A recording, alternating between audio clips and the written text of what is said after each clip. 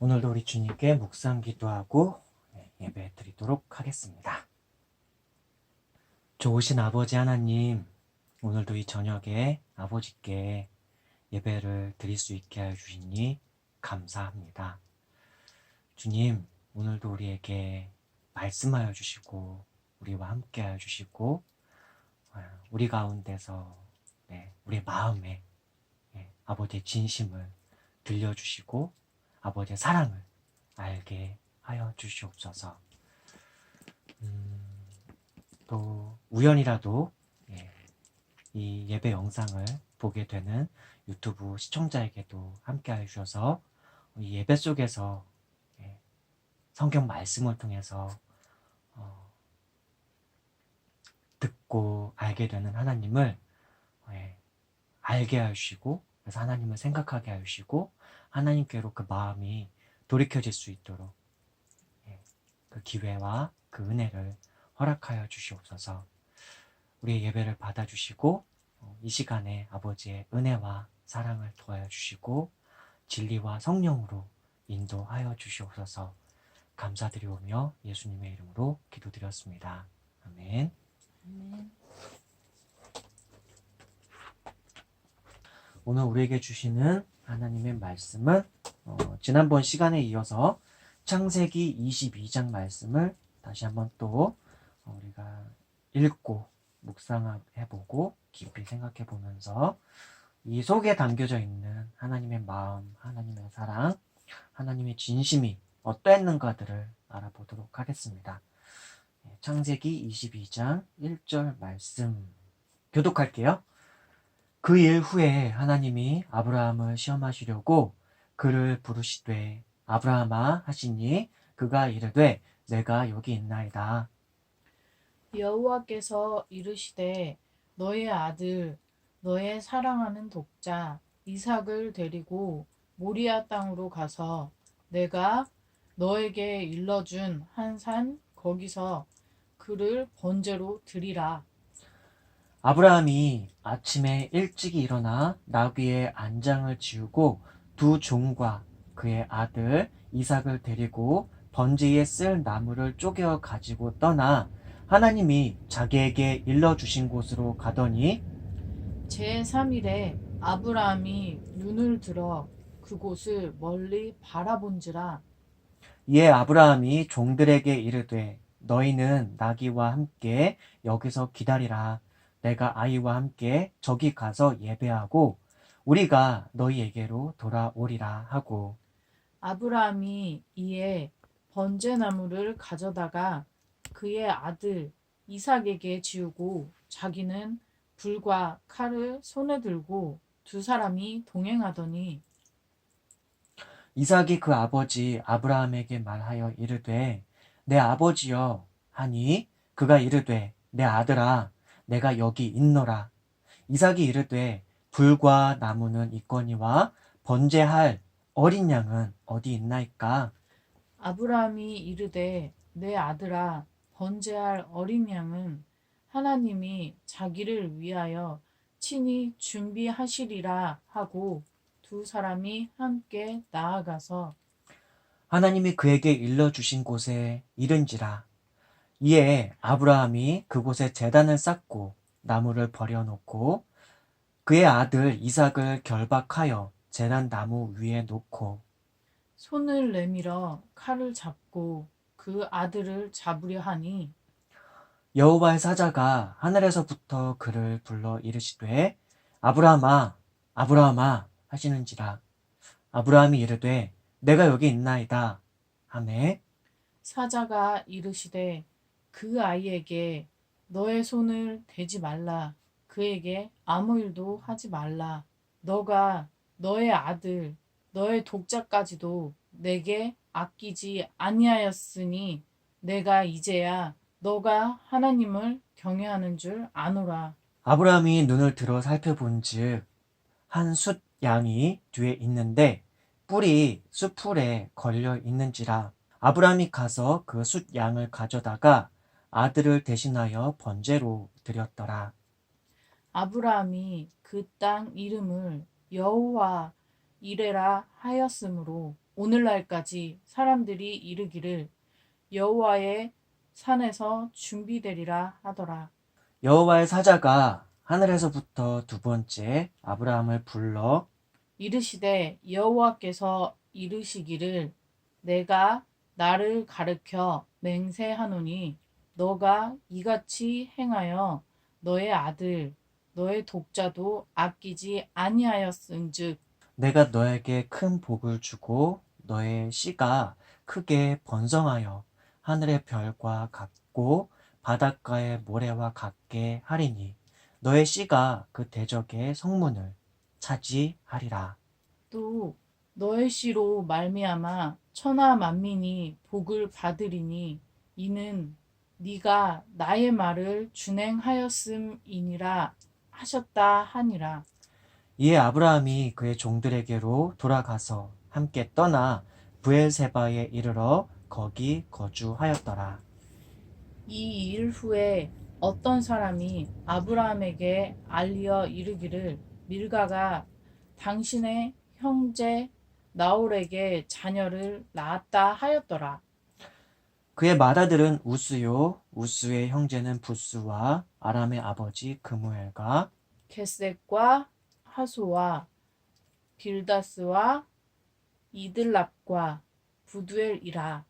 이 8사람은 아브라함의 형제 나홀의 아내 밀가의 소생이며 부두엘은 리브가를 낳았고 나홀이 첩 루우마라 하는 자도 데바와 감과 바스와 마아가를 낳았더라. 네. 오늘 말씀을 보면서는 그래도 그렇게 충격적이진 않죠. 네. 지난 시간에 많이 듣고 배웠으니까 네. 네, 그랬죠.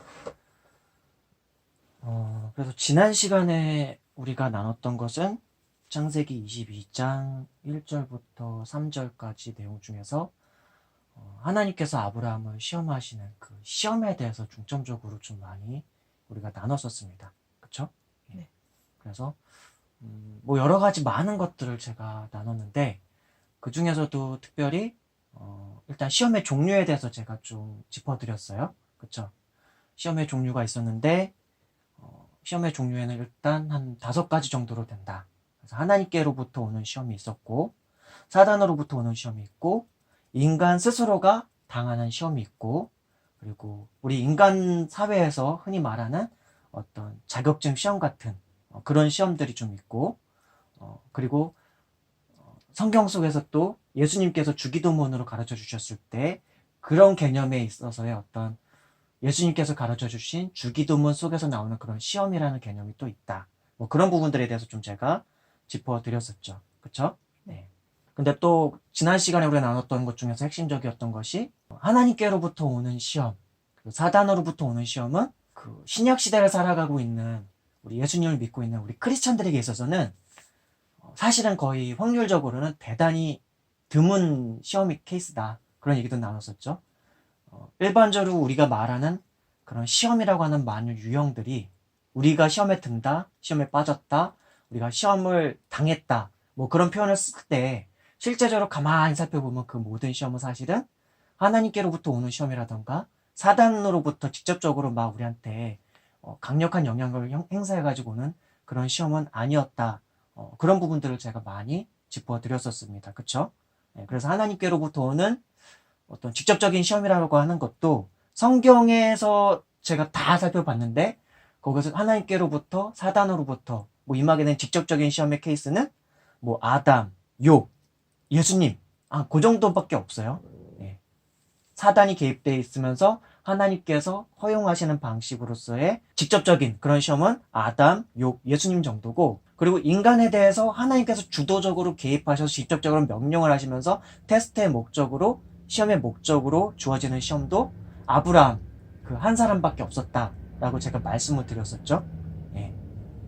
그래서 우리가 많은 경우에 우리가 어떤 시험이라던가 어떤 죄의 유혹이라던가 시험을 당한다고 표현할 때 함부로 하나님이라던가 사단 탓하지 말고 먼저 인간인 나 자신과 인간인 우리 자신들, 우리 사회, 우리 곳곳에 있는 여러 가지 상황들을 온전히 그냥 성찰하고 반성하고 돌아보는 것만으로도 그 속에서의 문제점들을 진단하고 파악하는 것만으로도 오히려 직접적으로 해결될 수 있는 부분들이 되게 많기 때문에 그것부터 먼저 선행되어야 한다라고 말씀을 드렸습니다. 또 한 가지는 하나님께로부터 오는 시험, 혹시라도 사단으로부터 오는 시험이 명백하게 진짜로 하나님께로부터 나한테 오는 시험이다라고 분별할 수 있을 정도가 된다면 그것은 기뻐하고 즐거워할 만한 일이다. 왜냐면 그건 대단히 순도가 높은 시험이거든요.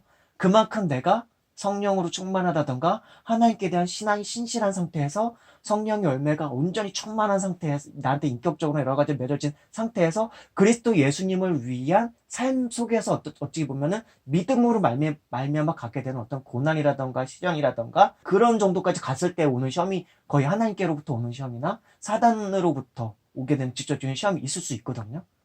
근데 그럴 때는 오히려 더 기뻐하고 즐거워하면서 그 고난을 기꺼이 감내할 준비도 하면 좋겠다. 그런 말씀들도 드렸습니다. 그리고 지난 시간에 또 한 가지를 또 말씀드렸던 것이 인신제사에 대해서 제가 말씀드리면서 사람을 제물로 바치는 것에 대해서 말씀을 드렸는데 그 하나님께서 왜 하필이면 사람을 불로 태워서 제사를 드리는 방식의 그런 명령을 통해서 아브라함을 테스트하셨는가? 왜 하필이면 그런 방식이었는가에 대해서도 제가 말씀을 드리면서 그건 역시도 오히려 그것을 통해서 아브라함이 하나님께 대해서 더 온전히 알 수 있는 기회를 허락하시기 위해서 그 인신제사라는 방식을 그 당시에 유행하고 있었고 그 당시에 어찌 보면은 많은 우상신들을 섬기고 있었던 그 우상신들을 섬기고 있었던 그 당시 메소포타미아 지역, 가나안 지역, 이집트 지역에서 그 고대 중동, 고대 근동 지역에서 만행하고 있었던 그런 제사의 하나의 방식, 신에 대해서 우상 신에 대해서 표현할 수 있는 그런 제사의 방식을 통해 가지고 오히려 아브라함도 그 당시 시대 문화권 속에서 혹시라도 35년 동안 아브라함과 함께 오셨던 그 하나님에 대해서 혹시라도 갖고 있었을지도 모를 그런 오해의 여지마저도 없애시려고 당시에 다른 이방 우상신들과는 완전히 차별되시고 완전히 구별되시는 그 거룩하신 그 하나님이 어떠한 분이신가를 온전하신 하나님을 아브라함에게 확실하게 그 오해의 여지마저도 없게 하시려고 그렇게 인신제사를 명령하셨다. 그걸 어떻게 할 수 있냐면 또 아브라함은 그것에 대해서 별로 토를 하나도 안 달고 오히려 그 인신제사를 준비해서 그 다음날 일어나고 아침부터 일찍 일어나서 자기 종들과 자기 아들 이삭을 데리고 장작을 가지고 저 모리아 땅으로 갑니다. 그러니까 즉각적인 순종의 모습을 보이죠. 토 하나도 안 달아요.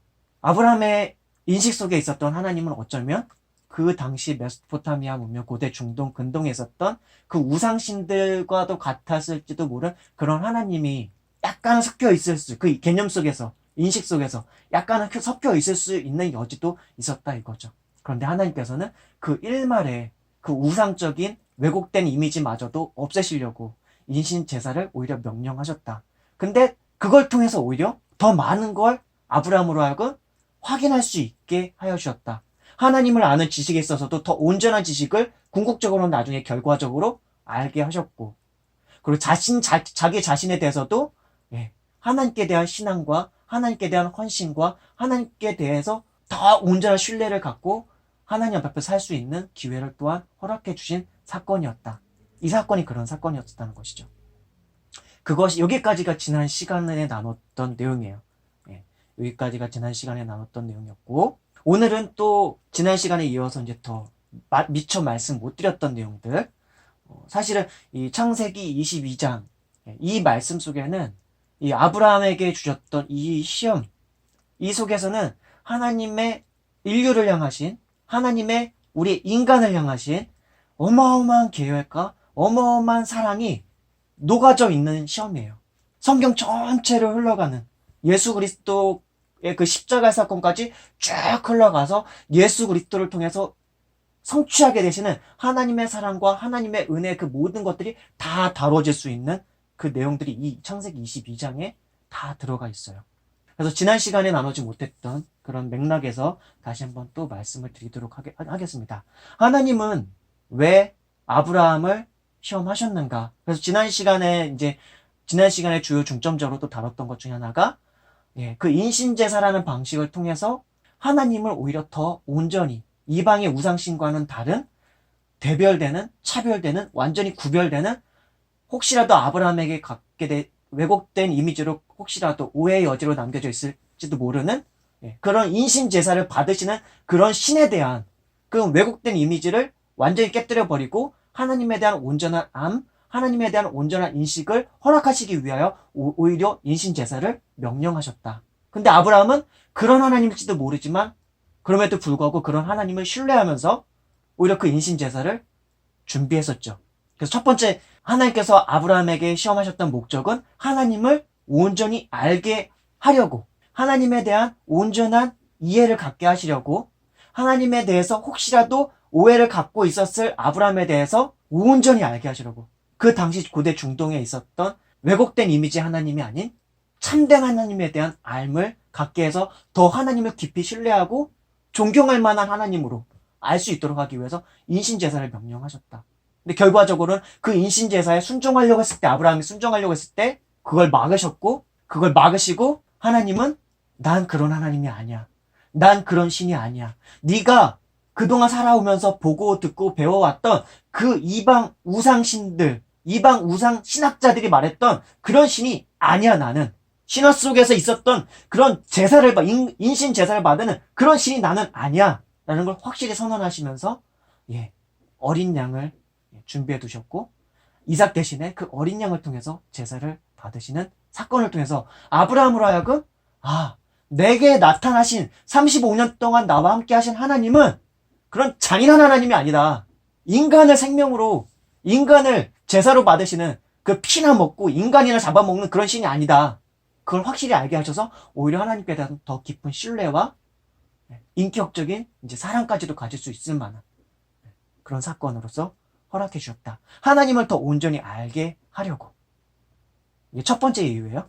하나님을 더 온전히 알게 하시기 위해서 오히려 특별히 정말 지금 현대 시각에서 너무나 이상할 수 있을 만한 그런 인신 제사까지도 명령하셨다. 근데 오히려 그게 아브라함의 인식 속에서 왜곡되어져 있는 하나님에 대한 이미지를 깨뜨려 버리기 위함이었다. 그 당시 문화권에 있는 그런 왜곡된 우상신에 대한 혹시라도 섞여 있을 하나님에 대한 상에 대해서 왜곡되게 이해하고 있을, 왜곡되게 혹시라도 무의식 속에라도 잠재적으로 있을 그것도 깨뜨려 버리기 위해서 그러한 것이었다. 자, 두 번째, 그럼 하나님은 왜 아브라함을 시험하셨는가? 왜 시험하셨는가? 이제 인신 제사 이제 그걸 떠나서 그냥 왜 시험하셨는가? 왜 테스트하셨는가? 그것도 되게 어려운 아브라함의 독자를 제물로 바치라고 하는 그 명령을 통해서까지 왜 시험하셨는가? 말 그대로 순수하게 테스트의 목적도 있었다. 순수하게 테스트의 목적도 있었다. 순수한 시험의 목적도 있었다. 아브라함이 어떻게 하는가 보려고. 그는 자유의지를 가지고 있었거든요. 선악과 금지 계명을 주실 때 아브라함도 자유의지가 있었죠. 그렇죠? 금지 계명 딱 하나를 주셨죠. 그래서 하나님을 신뢰할 것인가? 불신할 것인가? 하나님을 신뢰하고 그 신뢰 가운데서의 친밀함과 하나님과의 인격적인 교제와 하나님의 형상과 모양을 따른 존귀한 존재로서의 그 온전한 선의 형상과 선의 존재로서 하나님과 평생을 떼어서 살아갈 것인가? 아니면 하나님을 불신하고 하나님을 등진 채로 사단과 뱀의 꼬드김에 넘어가서 하나님을 불신한 채로 하나님 없이 하나님을 떠나서 자기 멋대로 살 것인가? 그 선택의 기회를 선악과를 통해서 하나님께 주셨죠. 모든 것이 허했으나 선악과 금지 계명 하나만 하지 말아라. 선악과만 먹지 말아라. 너무나도 쉬운 율법이었고 너무나도 쉬운 계명이었고 너무나도 쉬운 명령이었죠. 그걸 주셨었죠. 아담은 자유의지가 있었고 온전한 하나님의 형상과 모양을 따라 지음받은 인류 최초의 온전한 인간이었기 때문에 그 모든 것을 온전히 지킬 수도 있었고, 지킬 만한 건 딱 한 가지죠. 금지 계명 그거 안 하면 되는 거였어요. 모든 것이 허용되어 있었기 때문에 너무나 쉬운 거였죠. 근데 그는 범죄했어요. 범죄했죠. 근데 아브라함도 자유의지가 있었죠.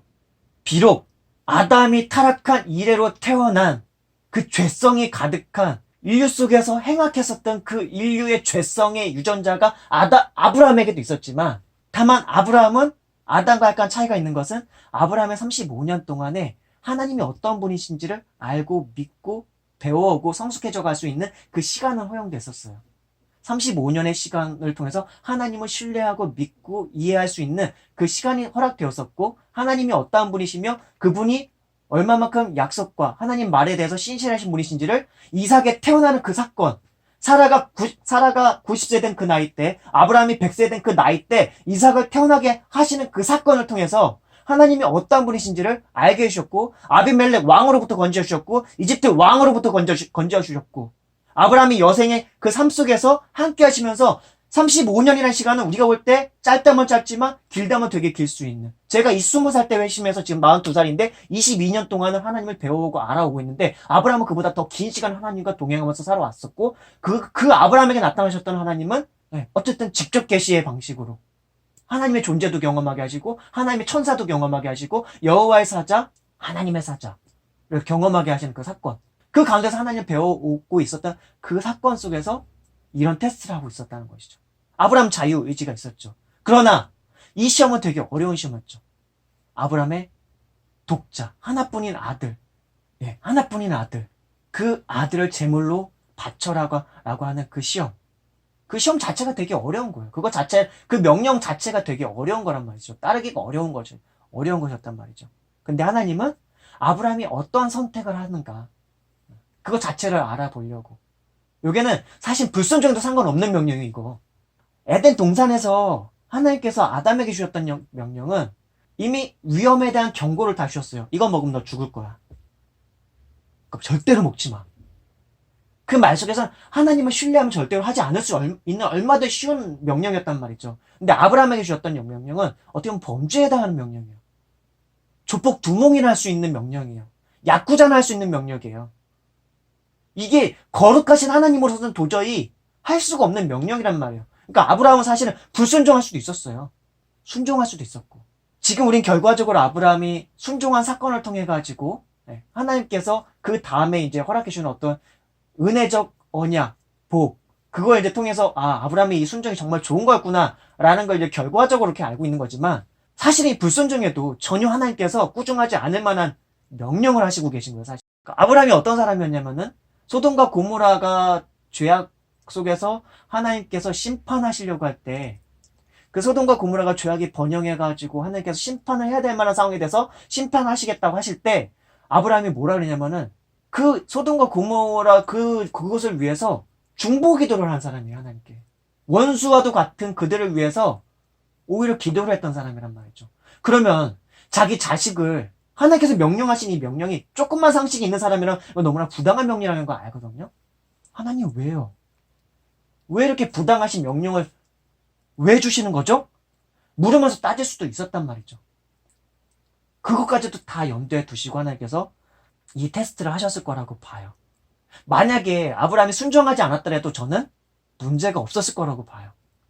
되게 이거 처음 본, 이거는 이제 다른 만약 크리스찬들이 든다면 뭐 이런 해석이 다 있어 그럴 수 있는데, 뭔 말이냐면은 정당한 게 아브라함이 하나님께 하나님의 거룩하심과 하나님의 정의로운 속성을 파악을 해가지고, 하나님 이런 분 아니시잖아요. 하나님 이방의 많으신과 같은 그런 하나님이십니까? 이렇게 사람을 제물로 받으시는 하나님이셨습니까? 우리에게 짐승을 피째 먹지 말라고 하셨던 하나님께서, 살육을 즐기지 말라고 하신 하나님께서 사람을 불로 태워서 죽여서 제물로 바치는 이런 걸 받으시는 하나님입니까? 그런 분이 나의 하나님이셨습니까? 만약에 따져 물었다면 하나님은 어떤 반응이셨을까? 그것도 한번 상상해 볼 수 있다는 얘기죠. 과연 그랬다면 하나님은 내 이놈! 네가 내 말을 안 들어! 네가 나의 말에 불순종해! 이런 나쁜 놈! 그러면서 마치 에덴 동산에서 아담을 쫓아내듯이, 마치 에덴 동산에서 아담을 쫓아내듯이 그렇게 아브라함에게 질책하거나 혼냈겠느냐? 저는 아니었을 거라고 봐요. 그 가능성까지도 염두에 두시고 순종할 경우와 불순종할 경우 다. 근데 불순종에도 사실은 관계가 없는 상황인 거예요. 그러면 하나님께 대해서 오히려 더 온전히 식별하고 온전히 이해하고 온전히 인지하고 있었기 때문에 아브라함이, 그럼 하나님께 그렇게 물었을 때 하나님께서 야, 너가 나를 그렇게 잘 알고 있었네? 네가 나를 정말 온전한 하나님으로 알고 있었구나.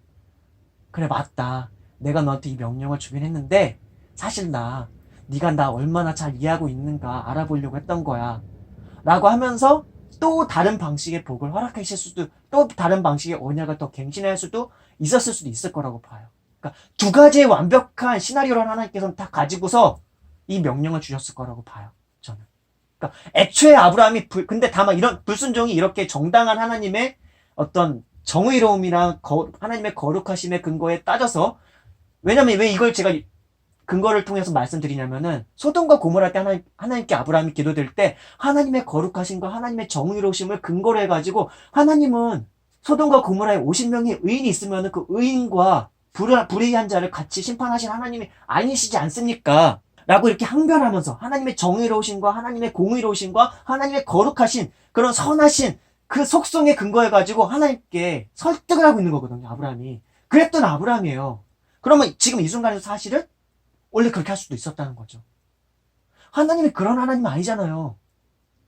이거 사람을 제물 받으시는 그런 하나님 아니시잖아요. 라고 할 수도 있었다는 것이죠. 만약에 그랬다 할지라도 하나님은 전혀 문제 삼지 않으셨다. 맞다. 그래. 근데 그러면서 하나님께서 말씀해 주셨겠죠, 아마. 근데 하나님께서 애초에 이 명령을 주신 것 자체가 아브라함이 그 하나님에 대해서 어느 정도 왜곡된 이미지로서 그 사람을 제물로 받으실 수도 있는 그런 왜곡된 이미지로서 그 당시 문명 속에서 신에 대한 그 신학적 사고, 신학적 인식, 하나님께 대한 그 당시에도 그 신전에서 예배를 드리고 있었던 그런 신을 연구하고 우상신을 만들어내고 있었던 신학자들이 있었단 말이에요. 그들을 통해서 들어왔고 배워왔던, 자기도 그렇지만 그 직접 만나게 된 하나님을 통해서 경험하였지만 무의식 속에라도 혹시라도 잠재적으로 가지고 있었을지도 모르는 그런 하나님에 대한 왜곡된 이미지, 그것들을 바로 알게 하시기 위해서, 그리고 또 그 아브라함이 정말로 진정으로 그걸 하나님께서는 존재적으로는 하나님 전능하신 하나님이니까 아브라함이 어떻게 행하실지 다 알고 있죠. 사실은 어떻게 반응할지 알고 있죠. 그러나 아브라함 스스로 행위와 입과 말과 행실을 통해서 스스로 알아가는 것과 하나님이 미리 알고 있는 것과는 좀 차이가 있는 거거든요. 아브라함 스스로 알게 하기 위해서. 그래서 이 명령을 주신 것이죠. 아브라함을 알아보려고, 하나님도 알아보시고 아브라함 스스로도 아브라함을 스스로 알 수 있도록 하기 위해서 이 명령을 주셨다. 그래서 순종하지 않는 경우에도 방금 전에 얘기한 것과 같이, 근데 순종하지 않는데 다른 케이스에 또 순종하지 않는 게 있어요. 애초에 하나님께서 이 명령을 주셨는데 난 내 아들이 너무 소중해. 그리고 하나님께서 나에게 이 명령을 주셨지만 내 아들이 소중해서 하나님 저 절대 못하겠어요 라고 하는 그런 방식의 불순종이 있고, 그리고 하나님 나빠요 하면서 그냥 애초에 하나님을 거절하고 하나님을 그냥 떠나버리는 방식의 불순종도 있다 이거죠. 거기까지도 염두에 둘 수도 있는 것이고, 불순종의 여러 가지 방식이 있겠지만 아까 내가 좀 전에 길게 설명드렸었던 그런 하나님의 정당하심에 근거해서 하나님께 항변하면서 하나님께 따져 묻는 그런 방식의 기도는 하나님께서 충분히 수용하실 수 있다. 그리고 말고 근데 다른 불순종이 있을 수도 있겠죠. 근데 하나님께서는 다 아셨기 때문에 아브라함에게 애초에 이 명령을 주실 때부터 하나님께서는 아브라함이 어떻게 할지 다 알고 계셨어요. 다 알고 계셨어요. 근데 되게 모순되는 내용이 나오거든요. 그건 이제 좀 이따 12절 내용 다루면서 얘기할 건데, 그래서 순종하지 않는 경우도 하나님께서는 염두에 두시고 아브라함을 알아보시려고 하셨던 것이고, 그럼 아브라함이 순종할 경우에는 어떠하겠는가? 그건 바로 이제 창세기 22장에 나오는 대로의 그 흐름으로 쭉 가는 거죠. 그 순종해서 모리아 땅으로 가고 이제 이삭을 제물로 바치려고 하고, 그때 하나님께서 막으셔서 하나님이 어떠한 분이신지를 나타내시고, 아울러서 그 아브라함이 순종하는 그 사건 속에 담겨있는 하나님의 선하신 계획과 선하신 뜻, 그리고 인류 전체를 향하신 이제 장구하신 그 역사의 계획을 구체적으로 이제 읽어나가시는 그 약속을 하나님께서 아브라함에게 또 갱신해 주세요. 갱신해 주세요. 그 전에도 너의 씨로 말미암아 너가 보게 될 것이고 너의 씨가 하늘의 별과 같이 많아질 것이고 너의 후손들이 바닷가의 모래와 같이 많아질 거라고 말씀하셨는데, 이번에는 이 이삭을 제물로 드리는 이 사건을 시험으로 주실 때 아브라함이 순종함으로 통해서 하나님께 대해서 그 신앙과 신뢰와 경외감을 표현했을 때 하나님께서 주신 그 약속은 대적의 성문을 너의 씨가 차지하리라 라는 것까지 구체화되거든요. 바로 궁극적으로는 그 아브라함의 후손으로서 오게 될 그 예수 그리스도를 통해서 마귀와 사단의 그 세상과 그 권세와 여러 가지 일들이 다 그리스도 예수님을 통해 가지고 완전 멸하실 거라는 것들을 약속해 주시는 것이죠. 아브라함이 순종하는 경우에는 바로 지금 성경 본문 창세기 22장에서 나오는 것과 같은 그런 흐름으로 쭉 하나님께서는 다 계획해 놓으셨고, 그렇게 실제로 아브라함에게 그 복되고 복된 그 장구한 구속의 역사에서 있을 하나님의 무한 책임이 담겨있는, 무한 의무가 담겨있는 그런 약속을 아브라함에게 다시 한번 갱신해서 주시는 것이었죠. 그러면 창세기 12절에서 나오는 것에서 보면은 그런 말씀이 있어요. 창세기 22장 12절에서 이렇게 말씀하시거든요. 사자가 이르시되 그 아이에게 너의 손을 대지 말라. 그에게 아무 일도 하지 말라. 네가 너의 아들, 너의 독자까지도 내게 아끼지 아니하였으니 내가 이제야 네가 하나님을 경외하는 줄을 아노라. 마치 이제 처음으로 하나님께서 아브라함이 하나님을 경외하는 것을 이제야 안 것처럼 표현하고 계시거든요. 그럼 진짜 하나님께서 모르셔서 이런 시험과 이런 테스트와 이런 명령을 주셨겠느냐 라는 거죠. 근데 그게 아니라는 거죠.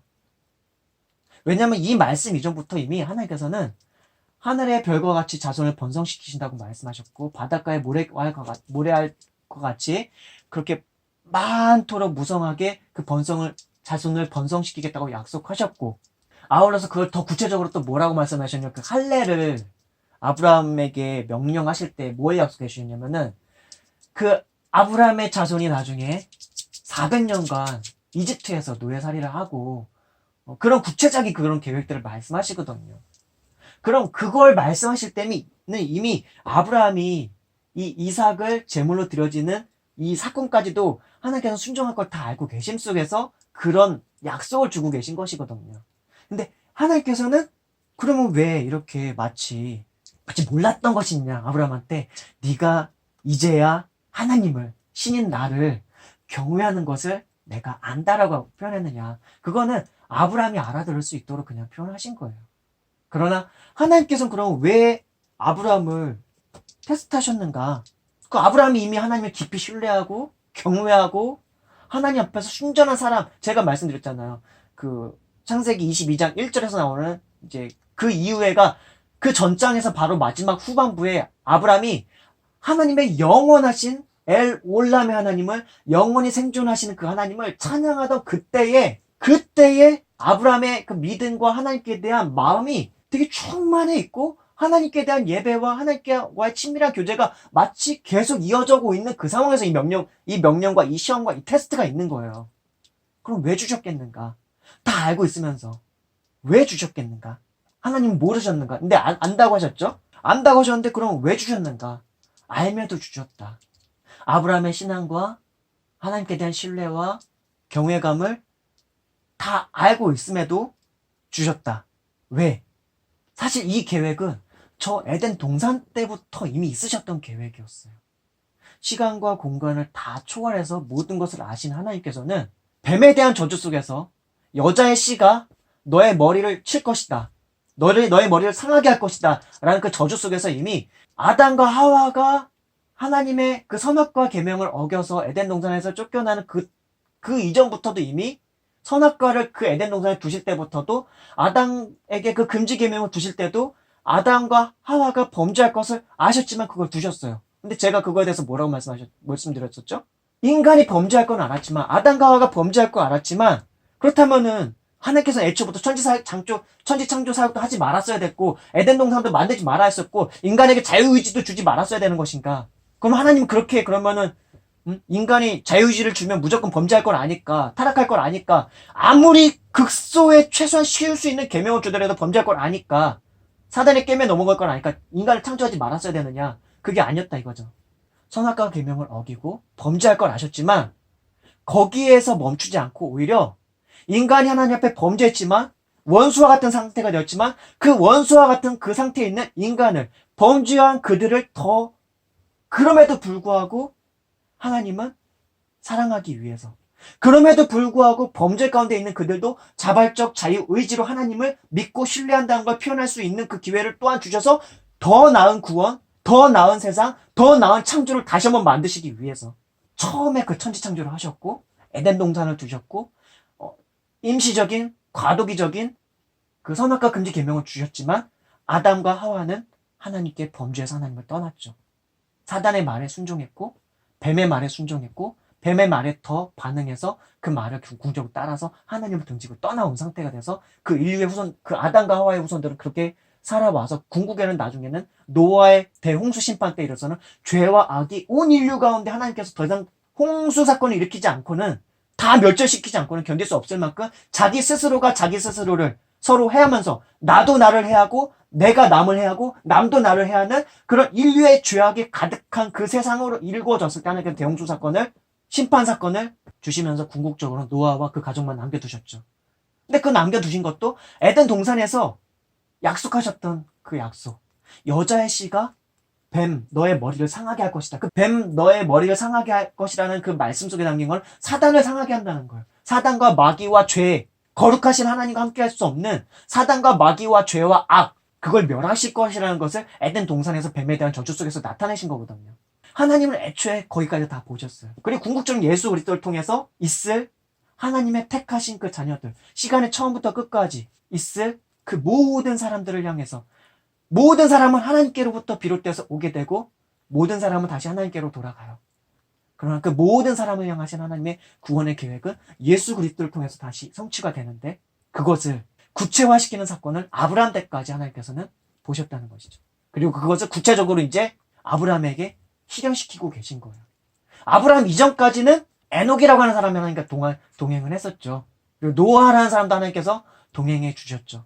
그러나 아브라함 때에 이르러서 하나님께서 이제 더 그 예수 그리스도께까지 있을 그 구원의 그 구속의 역사, 그 구원의 역사, 하나님의 그 인류를 구원하시기 위한 하나님께서 이 인류의 죄를 사하시기 위한 하나님께서 이 인류와 하나님과의 죄의 그 막힌 담을 허물시기 위한 그리고 죄와 악으로 어그러져가지고 죄와 악으로 완전히 그냥 일그러져가지고 상해져 있는 그 인류를 회복하시기 위한 다시 생명으로 건지시기 위한 생명됨으로 회복하시기 위한 하나님의 그 구원의 역사를 그 시작은 이제 아브라함 이때부터 더 구체화해서 나가는 거예요. 그리고 언약을 갱신하시면서 처음에 나타났을 때 아브라함에게 그 약속하시는 것, 처음엔 바닷가의 모래, 네가 복될 거야. 그 다음에 하늘의 별 그렇게 약속하시고 그리고 여기서 이르러서는 결국은 대적의 문까지도 취하게 될 거라고 말씀하시는 그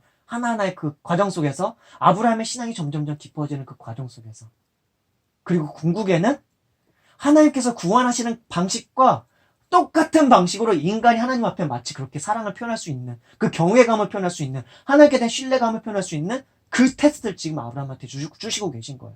이 아브라함한테 주셨던 이 테스트, 이 시험이 되게 특별한 시험이라고 했잖아요, 제가. 사람한테 직접적으로 개입해서 주도적으로 하나님께서 명령을 하는데 그 명령 자체가 사람이 정말로 따를 수 없을 것 같은 그런 명령을 주시고 있는 거거든요.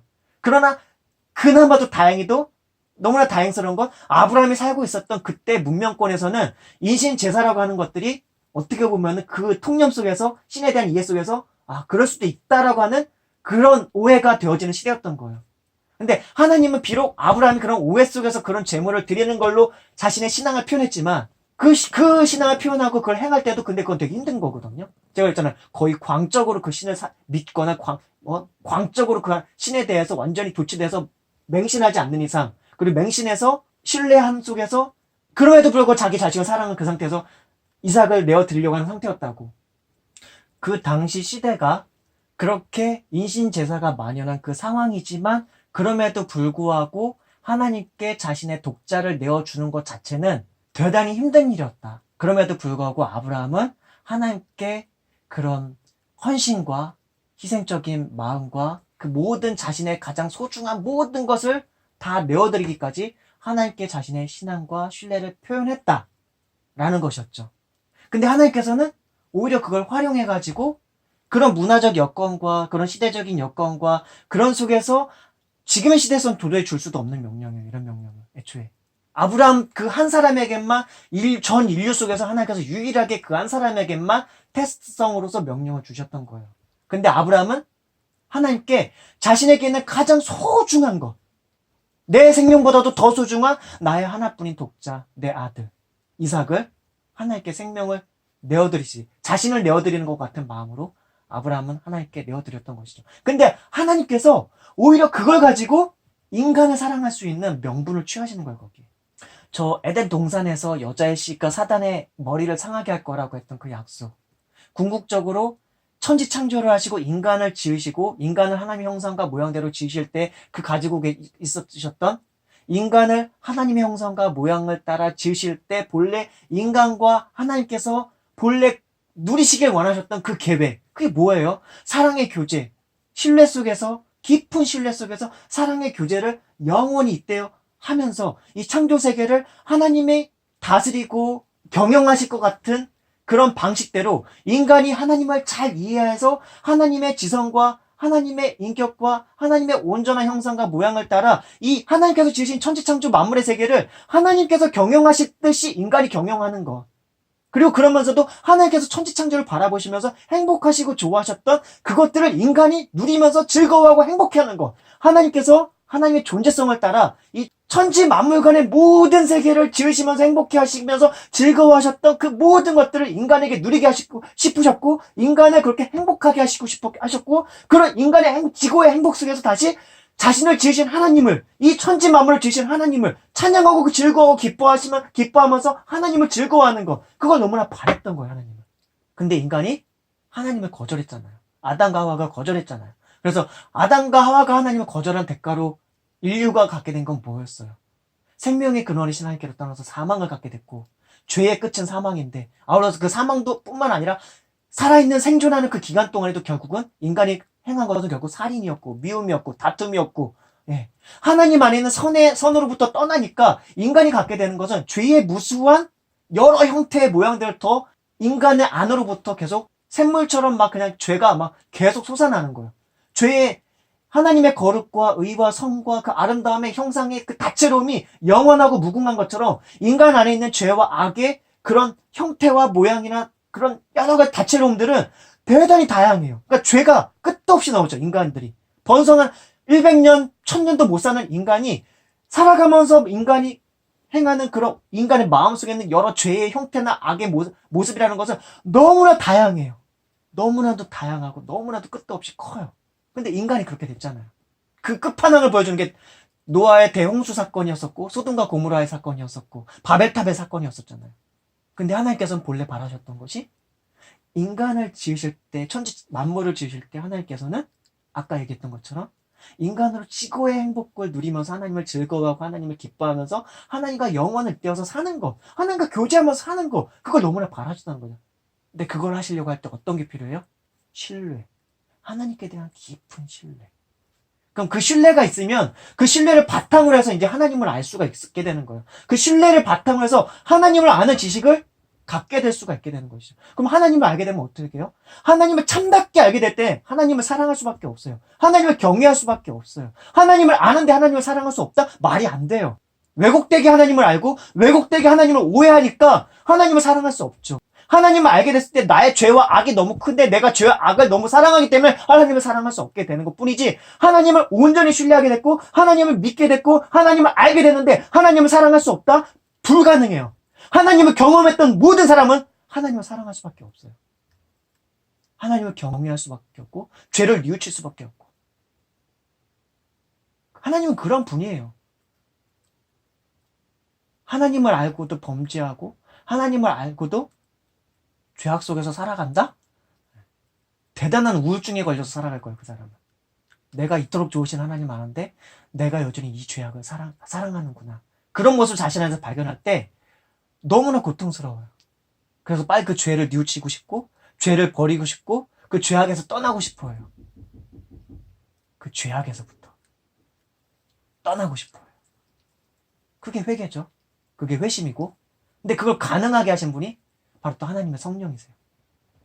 십자가의 예수님을 통해서 우리에게 다가오시는 그 성령께서 그 죄악을 뉘우칠 수 있게 하시고 그 죄악을 인식할 수 있게 하시고 그 죄악을 미워하게 하시고 그 죄악으로부터 돌이킬 수 있도록 우리 마음에 격려와 위로와 힘과 에너지를 더해 주시죠. 죄를 미워하고 슬퍼하는 마음을 갖게 해주세요. 죄를 미워하고 슬퍼하는 마음을 갖게 해주세요. 근데 이 아브라함이 하나님께 대해서 표현했던 이 아들까지도, 자신의 생명과 같은 그 아들까지도 내어드리는 그걸 통해서 하나님께서는 똑같은 모양으로, 그래, 네가 너의 하나뿐인 독자라도 나에게 아낌없이 이렇게 내어줬으니까 나도 이제 너에게, 너의 후손들에게 똑같이 그렇게 해줄게. 그 내용이 오늘 창세기 22장에 나오는 거예요. 바로 예수 그리스도를 약속하시는 거거든요. 너의 씨가, 창세기 22장 17절 말씀. 16절부터 볼게요. 이르시되 여호와께서 이르시기를 내가 나를 가리켜 맹세하노니. 하나님 누구도 하나님께서 이제 맹세라는 건 더 높은 사람을 딱 갖고서 맹세라는 거거든요. 근데 하나님께서는 더 자기보다 높으신 분이 없잖아요. 그러니까 하나님께서는 당신 자신을 가리켜서 맹세를 하시는 거죠. 이르시되 여호와께서 이르시기를 내가 나를 가리켜 맹세하노니 네가 이같이 행하여 너의 아들 너의 독자도 아끼지 아니하였은즉 내가 너에게 큰 복을 주고 너의 씨가 크게 번성하여 하늘의 별과 같고 바닷가의 모래와 같게 하리니. 이제 이거 여기까지 이미 말씀하셨던 약속이에요. 근데 그 다음 내용이 너의 씨가 그 대적의 성문을 차지하리라. 또 너의 씨로 말미암아 천하 만민이 복을 받으리니 이는 네가 나의 말을 준행하였음이니라 하셨다 하니라. 너의 씨로 말미암아 천하 만민이 복을 받으리니, 바로 예수 그리스도를 통해서 천하 만민이 복을 받으리니라고 약속해 주고 계신 거예요. 근데 그 이유가 뭐냐? 그 예수 그리스도를 너의 씨를 통해서 줄 건데 그 이유가 뭐냐? 네가 나의 말을 준행하였음이니라 하셨다 하니라. 그러니까 아브라함을 테스트하고 아브라함을 시험하셨던 것은 마치 아담과 하와에게 선악과 계명을 주실 때 아담과 하와가 타락할 걸 알면서도 선악과를 주시고 다시 뱀에 대한 저주를 주시면서 다시 예수 그리스도에 대한 그 여자의 씨로 말미암아 사단을 멸할 것이라는 걸 예수 그리스도 그때부터 이미 약속하시고 이미 그 전부터 계획하셔서 주셨던 것처럼 아브라함한테 이 테스트를 주실 때, 이 시험을 주실 때는 아브라함의 후손과 아브라함에게 복을 더하시려고, 은혜를 더하시려고 이미 작정하시고 그렇게 하셨던 거예요. 물론 아브라함 편에서 이건 되게 고달프고 힘들고 어려운 시험이었을 거예요. 그리고 하나님께서도 이 하나님의 지식을 통해서 아는 것이지만 하나님의 그 시간은 현재적으로 동행하시기 때문에 시간을 초월해서 하나님은 이 모든 전 시간을 사유하시고 경험하시고 아시지만 그 순간순간에는 현재적으로 임하시기 때문에 아브라함이 그렇게 하실 때 하나님께서는 얘가 어떻게 할까 하는 그걸 실제로도 조마조마하시면서도 그렇게 바라보시는 것이 있으실 수 있죠. 그 현재적으로 함께 하시는 하나님의 어떤 감성과 감정의 영역이에요. 그게. 그래서 이 시험을 하나님께서 아브라함에게 주셨던 것은 다 아셨지만 아브라함이 순종할 것도 아셨고 하나님을 온전히 신뢰하고 하나님께 대한 온전한 신앙이 있다는 것도 알았지만 오히려 복의 복을 더 주시기 위해서, 은혜의 은혜를 더 주시기 위해서 오히려 하나님은 이런 시험도 아브라함에게 주셨다. 그리고 아브라함 한 사람에게만 주시기 위해서 사실은 이 시험을 준 게 아니라 이 사건을 통해서 하나님은 명분을 갖고 싶으셨던 거예요. 원래 하나님은 명분 없이 움직이시는 분이 아니시거든요. 네. 그러니까 그 하나님 자신이 정의로우시고 공의로우시고 하나님 자신이 질서로우신 하나님이시기 때문에 하나님께서 뭔가 하실 때 하나님의 뜻에 합한 뭔가에 하나님 스스로가 가지실 수 있는 명분이 있으셔야 되거든요. 근데 명분을 만들어 주신 거예요. 그냥 이거 아니셔도 됐을 것 같은데, 이것이 아니었어도 될 것 같은데, 이것이 아니었 왜 그러냐 세련아. 조용합시다. 세련이 조용. 밖에 아무것도 없어. 조용. 궁극적으로 그 예수 그리스도를 통해서 우리를 구원하시기 위해서, 그리고 우리와 다시 화목해 되기 위해서 아브라함의 이 사건을 샘플링으로서. 근데 비로소 이 아브라함의 이 사건을 통해서 더 구체적으로, 그리고 하나님께서 자신을 두고서 맹세하시는 그 맹세를 통해서 하나님께서 그 말씀하신 것, 뜻하신 것은 변치 아니시고 행하시는 분이시거든요. 근데 그분께서 이제 자신을 두고서 맹세하신 거예요. 너의 씨를 통해서 하늘의 별과 같이 될 것이고, 너의 씨를 통해서 번성케 될 것이고, 너의 씨 중에서 세상 모든 만인이 복을 받게 될 것이다. 그걸 약속해 주신 것이죠. 그 약속을 주실 때는 하나님 자신을 두고서 맹세하신 약속이었던 거예요. 그리고 그것은 저 그리스도 예수님께까지, 저 그리스도 예수님에게까지 이르는 것이라는 것이죠. 하나님의 이 아브라함 테스트 속에서는 저 창세 전부터 있으셨던, 그리고 예수 그리스도를 통하여 하나님께서 구원코자 하시는 그 모든 택하신 백성들까지, 지금 민정이와 저까지 포함되는, 오늘날의 우리에게까지 포함되는 그 하나님의 영원하신 그 하나님의 영원하신 사랑과 계획이 있으셨다. 그것은 시간을 초월해서 존재하시는, 시간의 처음부터, 그 처음이 언제까지인지도 알 수가 없을 그 시간의 처음부터 시간의 끝까지 있을 모든 사람을 향한, 그리고 각 개인을 향한 하나님의 사랑과 계획이 이 속에 담겨 있었다 라고 볼 수 있다는 거죠. 하나님의 하나뿐인 아들 예수 그리스도, 성자 예수 그리스도, 그분이 마치 이삭처럼 제물로 하나님께 드려짐이 됐습니다. 그렇죠. 십자가의 사건을 통해서 말이죠. 그렇죠? 아브라함이 하나님께 이삭을 드리는 이 사건을 통해서 하나님은 내가 나의 하나뿐인 아들을 너희를 위해서 줄 거야. 성부, 성자, 성령의 그 삼위일체의 교리에 따라 성자 하나님신 스스로가 아브라함, 네가 너의 아들 이삭을 이렇게 아낌없이 날 위해 주었으니 내가 사랑하는 너희를 위해서 내 아들을, 나를 너희 인간과 같은 몸으로 가서 제물로 내어줄 거야. 거기까지 그렇게 가게 된다는 것이죠. 거기까지.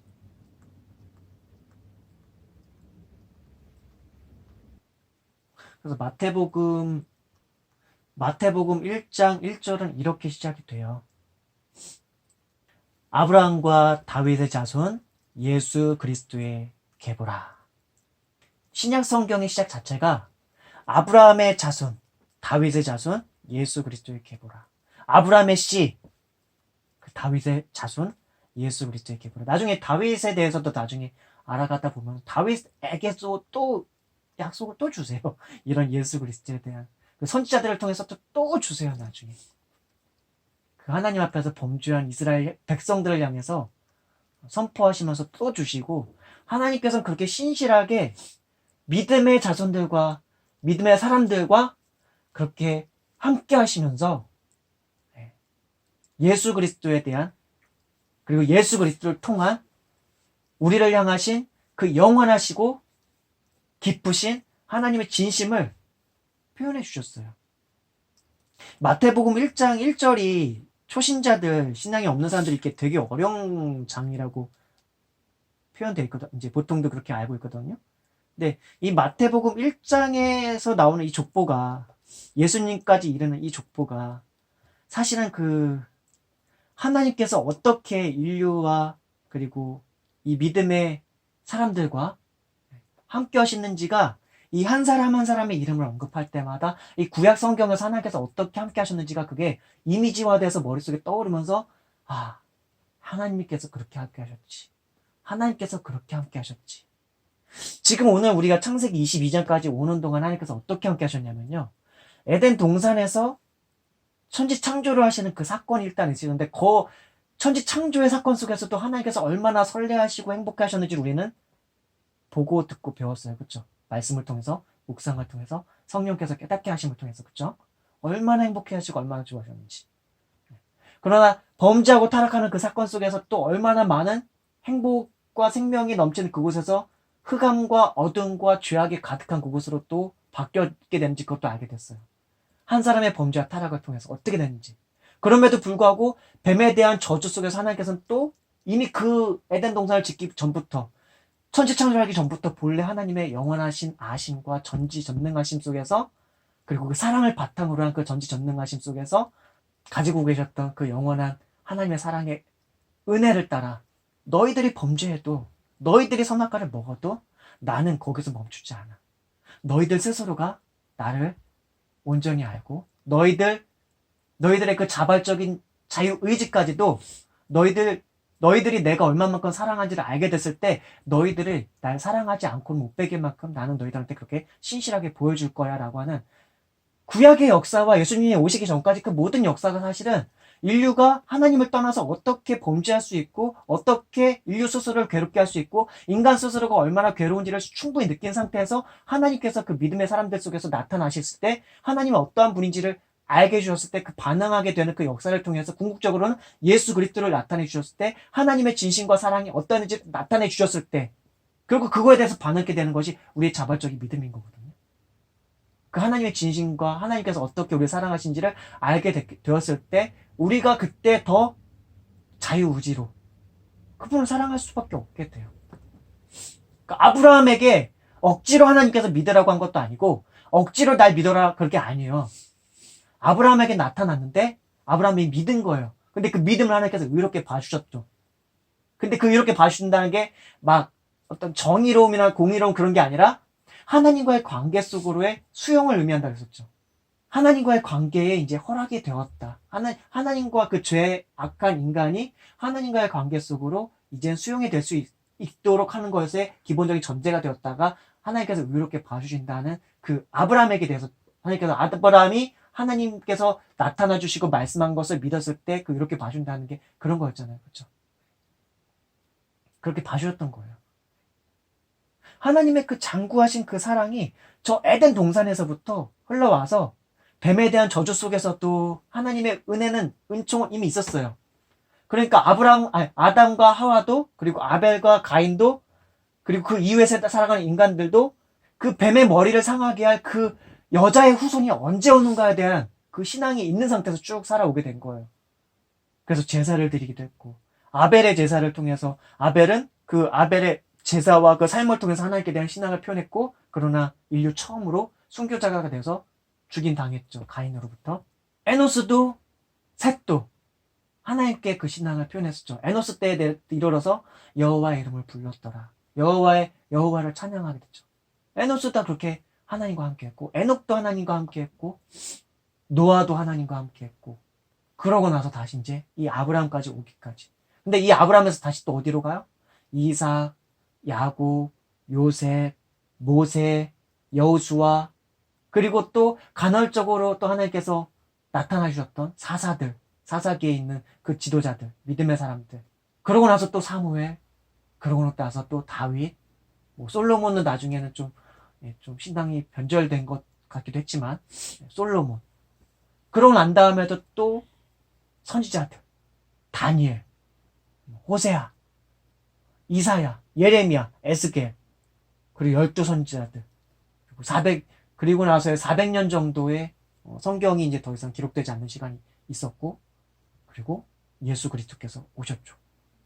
근데 아브라함의 이 테스트 속에 바로 예수 그리스도에 대한 약속, 그것이 바로 이 아브라함에 대한 테스트, 이 하나의 사건 속에서 그걸 주시고 계신 거예요. 근데 아브라함은 모르죠, 이거를.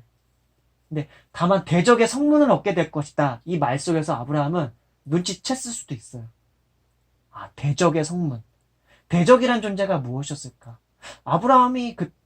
다만 아브라함은 그냥 그 당시에 있는 여러 가지 대적들, 메소포타미아의 강대국의 왕들도 될 수 있고, 이집트의 왕이 될 수도 있고, 아비멜렉의 왕도 될 수 있고, 그 주변국들의 왕이라고 생각할 수도 있겠죠.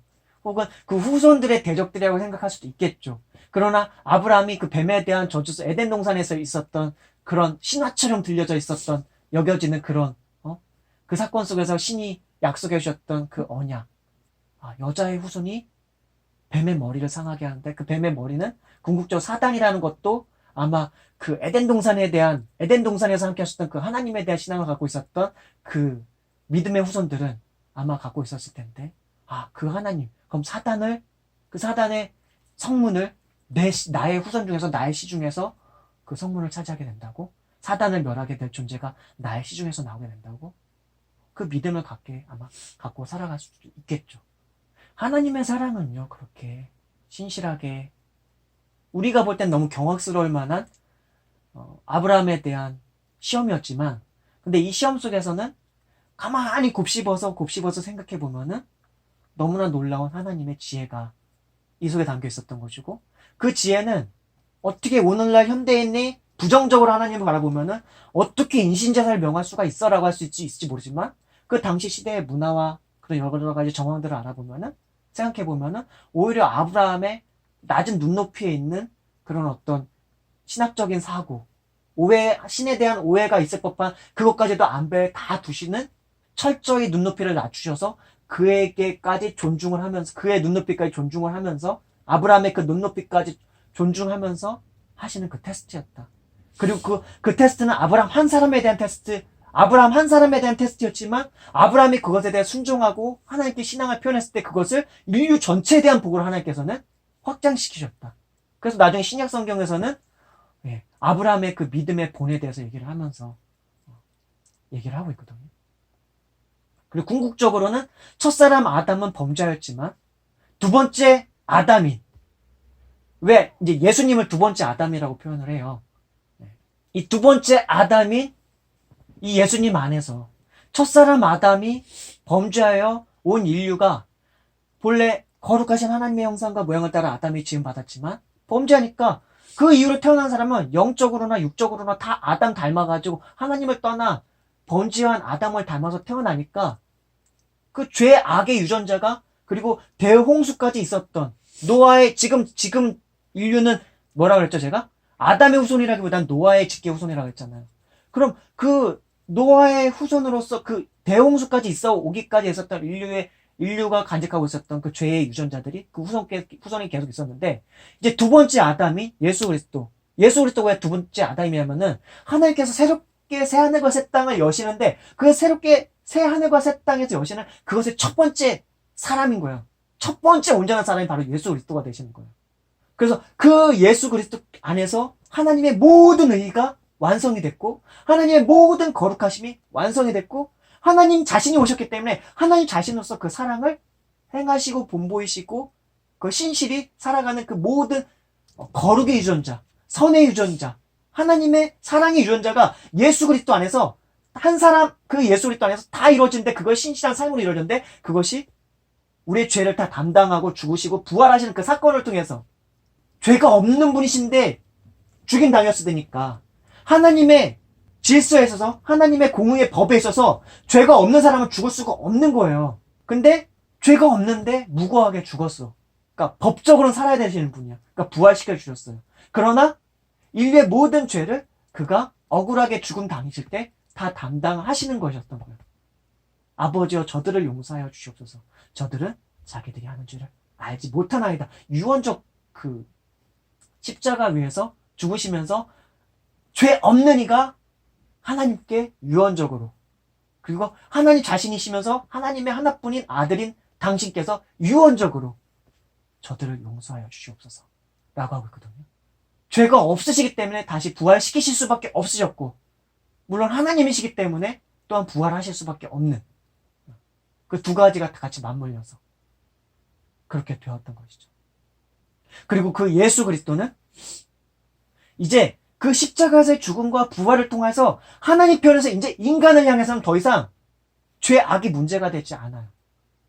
인간은 여전히 죄악해. 예수 그리스도 이후에 태어나고 살아가는 그 인류의 모든 사람들은 여전히 죄악해. 그러나 이제 하나님 편에서는 예수 그리스도를 통해서 그 모든 인간의 죄와 악에 대해서 용서해 주실 수 있는 조건을 다 마련해 놓으셨단 말이에요. 그러므로 이제 뭐예요? 그 예수 그리스도께서 우리를 위해서 모든 율법의 완성과 우리를 죄사해 주실 수 있는 모든 요건을 다 완성하셨기 때문에 이제 뭐만 필요해요? 하나님께서 우리에게 나타내신 그 예수 그리스도의 그 십자가에서의 죽음의 사건 속에 담긴 그 의미, 하나님께서 우리에게 표현하신 그 진심을 믿느냐 안 믿느냐만 달려있는 거예요. 믿고서 그럼 범죄하면서 살아가기 위해서 또 있느냐? 아니죠. 예수 그리스도를 우리에게 주신 그 십자가 위에서 내어주신 이유가 뭐예요? 우리를 하나님의 형상과 모양을 따라 지은 그 인간성 존재로서 다시 살아갈 수 있도록 하기 위해서 예수 그리스도께서 오신 거예요. 부활하셨고 예수 그리스도께 믿음으로 나오는 이들마다 이제는 죄와 악과 그 사망의 아래서 살아가는 게 아니라 죄와 악과 사망을 이기고 다시 부활하신 그리스도 안에서 두 번째 사람이신 하나님의 형상과 모양을 온전히 이루신 그 예수 그리스도를 믿음으로 말미암아 이제 그 선의 유전자와 그 거룩의 유전자와 의의 유전자가 성령으로 말미암아 우리 안에서 새롭게 태어나서 그리스도 예수님과 함께 십자가에 못 박혀서 새롭게 예수님과 함께 부활해서 우리가 살아갈 수 있도록 하시기 위해서 그 역사가 일어난 것이죠. 이제 믿음으로 그리스도 앞에 나아가기가 가고 그분을 앞에 믿음으로 구하기만 하면 되고 그러면 우리는 그렇게 살 수 있는 거예요. 많은 사람들이 이걸 모르고 있죠. 그리고 우리는 너무나 이 죄가 가득한 세상에서 아브라함이 그 당시 고대 중동에서 매몰되어 있었던 인신제사를 비롯한 여러 가지 잘못된 왜곡된 신앙으로 혹여라도 하나님을 오해하고 있을 그런 상황에서 하나님과 함께 동행하고 있었던 것처럼 우리는 이 시대에 만연된 신앙, 이 시대에 만연된 왜곡된 신앙, 이 시대에 만연된 자기를 신격화하는 그런 그 자기 우상화, 그리고 이 시대에 만연된 돈을 우상화하는 만몬의 우상화, 이 시대에 만연한 민주주의, 인본주의라고 하는 인간이 가장 이 세상에서 최고가 되는 그런 사상. 물론 하나님께서도 인간을 소중히 여기셨고 귀히 여기셨지만 죄성이 가득한 인간이 최고는 아니거든요. 인간이 최고이고 싶으면 하나님만큼 거룩하고 온전하게 인간이 그렇게 성화되면, 근데 인간이 성화되고 거룩해지면은 인간을 자기를 최고로 두지 않아요. 저렇게 위로 놓지 않아요. 예수님께서도 하늘 보좌를 버리시고 이 땅에 인간의 몸을 입고 낮아지기까지, 하늘 보좌를 버리시고 하나님 자신의 본체이신 그 보좌를 버리시고 낮아지기까지 겸손해지셨는데, 인간이 하나님 성을 닮아가지고 하나님의 형상과 모양을 따라 온전해지고 사랑의 형상과 하나님의 그 거룩하신 형상을 닮아서 온전해지면 질수록 인간은 그 예수 그리스도의 겸손을 배우게 되지, 자기를 높이고 오만해지는 거기까지 가지 않는단 말이죠. 하나님은 당연히 겸손하신 그 하나님이시단 말이에요. 결국 그 겸손의 가장 궁극적인 표현이 뭐였어요? 하늘 보좌에 그 하나님의 그 높으신 지구의 거룩한 그 보좌를 버리시고 이 땅 위에 인간의 몸을 입고 원수까지도 사랑하시는 그 사랑의 낮은 자리까지 오신 게 바로 그 겸손의 표현이었단 말이죠. 주와 선생 되어서 베드로의 발을 씻기는 그 본을 본보이셨던 그 겸손의 예수님이시라는 것이죠. 내가 주와 선생 되어 내가 너의 발을 씻겼으니 너희도 서로 너희 발을 씻기는, 너희도 서로 몸을 낮추고 자기를 낮추고 남을 더 낮게 여기면서 사랑의 본을 본보여라. 겸손의 본을 본보여라. 그게 하나님의 방식의 최고. 우리가 흔히 생각하는 최고는 높아지는 건데 예수님께서 말씀하신 것은 너희가 높아지려고 하면 낮게 말씀하셨다는 것이죠. 하나님께서 아브라함을 시험하신 그 사건 속에는 이렇게 엄청난 의미들이 있었어요. 하나님이 왜 아브라함을 시험하셨는가 조금 알겠죠? 첫 번째가 하나님을 아브라함이 더 온전히 알게 하시려고, 그렇죠? 그리고 또 두 번째가 하나님께서 실제적으로 아브라함이 어떠한지를 알아보시려고, 알고는 계셨지만 실제적으로 더 알고 어떻게 반응하시는지를 통해서 아브라함 스스로도 또 알게 하기 위해서 그렇다는 거. 아브라함이 하나님께 갖고 있었던 그 신앙과 그 신뢰와 그 사랑과 그 경외감을 알고 있었으면서도 하나님께서 그렇게 아브라함을 시험하셨던 것은 더 복 주시려고, 더 은혜 주시려고. 그리고 그것은 아브라함 한 사람을 위한 것이 아니라 아브라함 한 사람을 위할 뿐만 아니라 그 후손들 뿐만 아니라 궁극에는 그리스도 예수님까지 이어지는 그 하나님의 장구하신 사랑을 이어가시면서 그리스도 예수님을 통해서 궁극적으로 지금 오늘날 믿고 있는 바로 우리들에게까지, 그리고 앞으로도 믿게 될 그 믿음의 후손들에게까지 비칠 하나님의 영원하신 그 완전하신 그 사랑을 이루시기 위해서 이 시험을 주셨다. 그랬다는 거예요. 더 사랑하고 싶으셨기 때문에 이 시험을 주셨던 거예요. 근데 이 시험 자체가 아브라함이 어쩌면 하나님을 왜곡되게 이해하고 있었을 그 전제 하에서 시작된 시험이었다. 그 인신제사라는 것 자체가.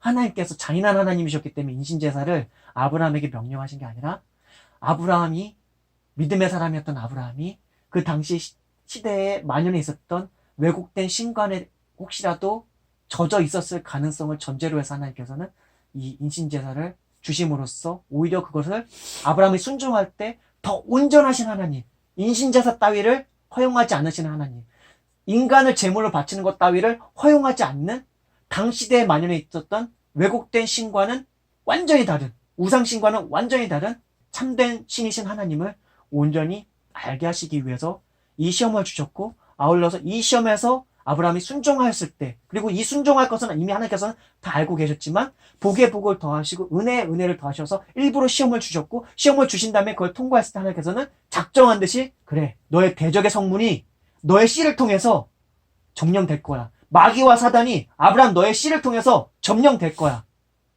그리고 그것은 하나님의 전적인 희생을 통해서 성취가 되는 사건이었습니다.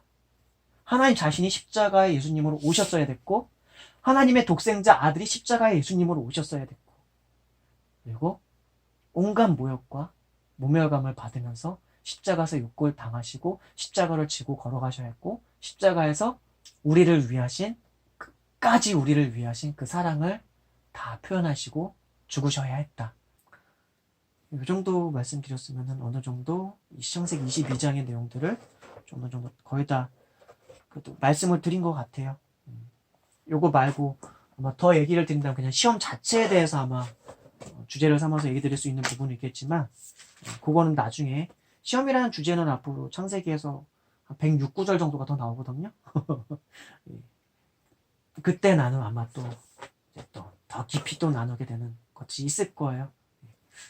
오늘 이 말씀, 네, 오늘 주신 말씀을 생각하면서, 오늘 주신 말씀을 통해서 하나님께서 우리를 어떻게 사랑하시고 이 아브라함이라고 하는 그 사람에게 주셨던 그 시험 속에서 오늘날의 우리에게까지 미치신 하나님의 그 사랑의 계획과 사랑의 진심이 저 BC 2000년 전, 지금으로부터 한 4000년 전에 있었던 믿음의 조상이었던 아브라함과 함께 하신 그 이 스토리 속에서도 하나님의 우리를 향하신 진심과 사랑은 이 속에서도 나타나고 보여지고 있거든요. 장구한 시간의 세월을 거쳐서 나에게까지 다가오신 그 하나님, 그 하나님을 생각하면서 잠시 마음으로 기도하고, 민정이가 기도하고 또 제가 기도하고 예배 마치도록 하겠습니다.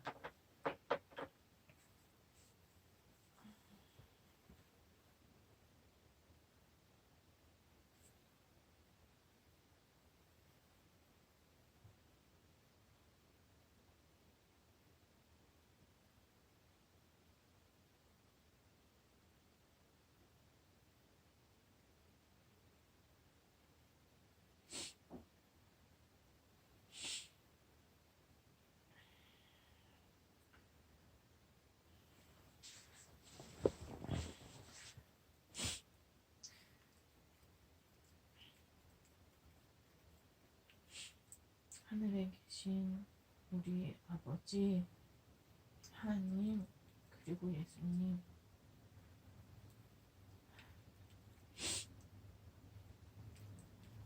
오늘도 이렇게 좋은 말씀을 주셔서 감사합니다.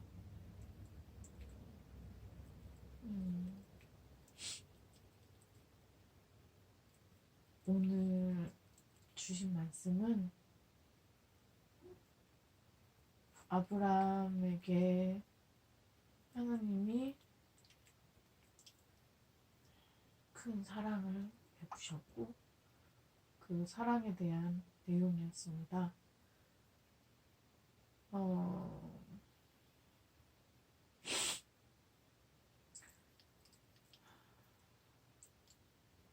그런 내용을 듣는데 눈물이 났습니다. 하나님께서는 창세기 초반에 정말 너무나도 좋았던 천지를 창조하셨고, 그걸 창조하시면서 인간도 지으셨습니다. 하지만 하나님께서는 이미 다 알고 계셨습니다. 인간이 타락할 것이고 결국에는 자신 스스로가 사람의 몸이 되어서 오셔서 그 모든 죄를 감당하는 희생을 하셔야 된다라는 거를 이미 알고 계셨습니다. 하지만 하나님께서는 한치의 망설임도 없으셨습니다. 그 하나님이 보시기에 좋았던 모든 것을 주시기 위해 인간을 만드셨습니다. 그리고 그 오랜 시간을 아담이 선악과를 먹음으로써 하나님과 동떨어지게 되는 그 시기부터 예수님이 하나님 스스로 몸을 입어 예수님이 되셔서 저희의 죄를 감당할 때까지 그 오랜 시간을 하나님께서는 참고 견디고 사랑하고 눈물을 흘리시고 아파하셨을 겁니다. 근데 어떻게 이렇게 큰 사랑을 그렇게 오랜 시간 힘들게 버티면서 큰 사랑을 주실 수 있는지 너무나도 벅차고 저의 존재가 너무 작습니다. 하나님,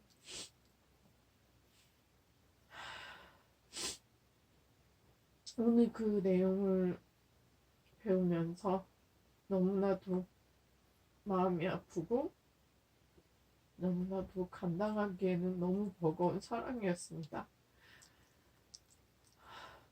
그 모든 것을 다 아시면서도 이렇게 인간이 점점 타락하고 살인을 저지르고 만행을 저지르고 그런 모습을 다 보시면서 언약을 주시고 다시 한번 기회를 주시고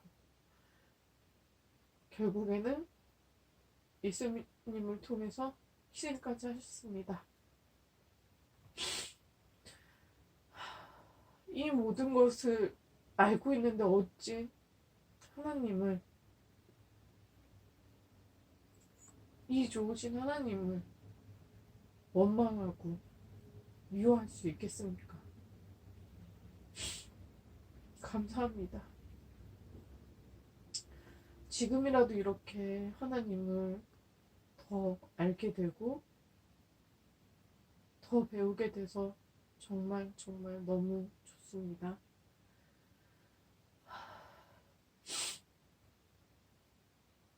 이런 하나님을 다 모두 다 알았으면 좋겠습니다.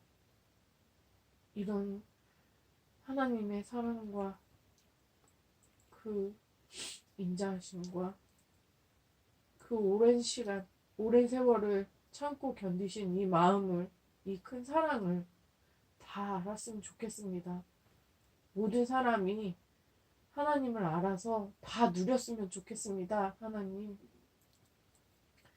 그 모든 사람이 다 하나님 앞에 모든 걸 다 벗어 던지고 나와서 정말 순수하게 순수한 마음으로 하나님께 다가가서 하나님의 그 성령 충만한 그 마음을 받고 새 사람이 되고 모든 죄를 뉘우치고 돌아갔으면 좋겠습니다. 그 하나님이 천지 창조를 하실 때에 그 순수했던, 맨 처음에 그 순수했던 사람으로 돌아갔으면 좋겠습니다. 하나님,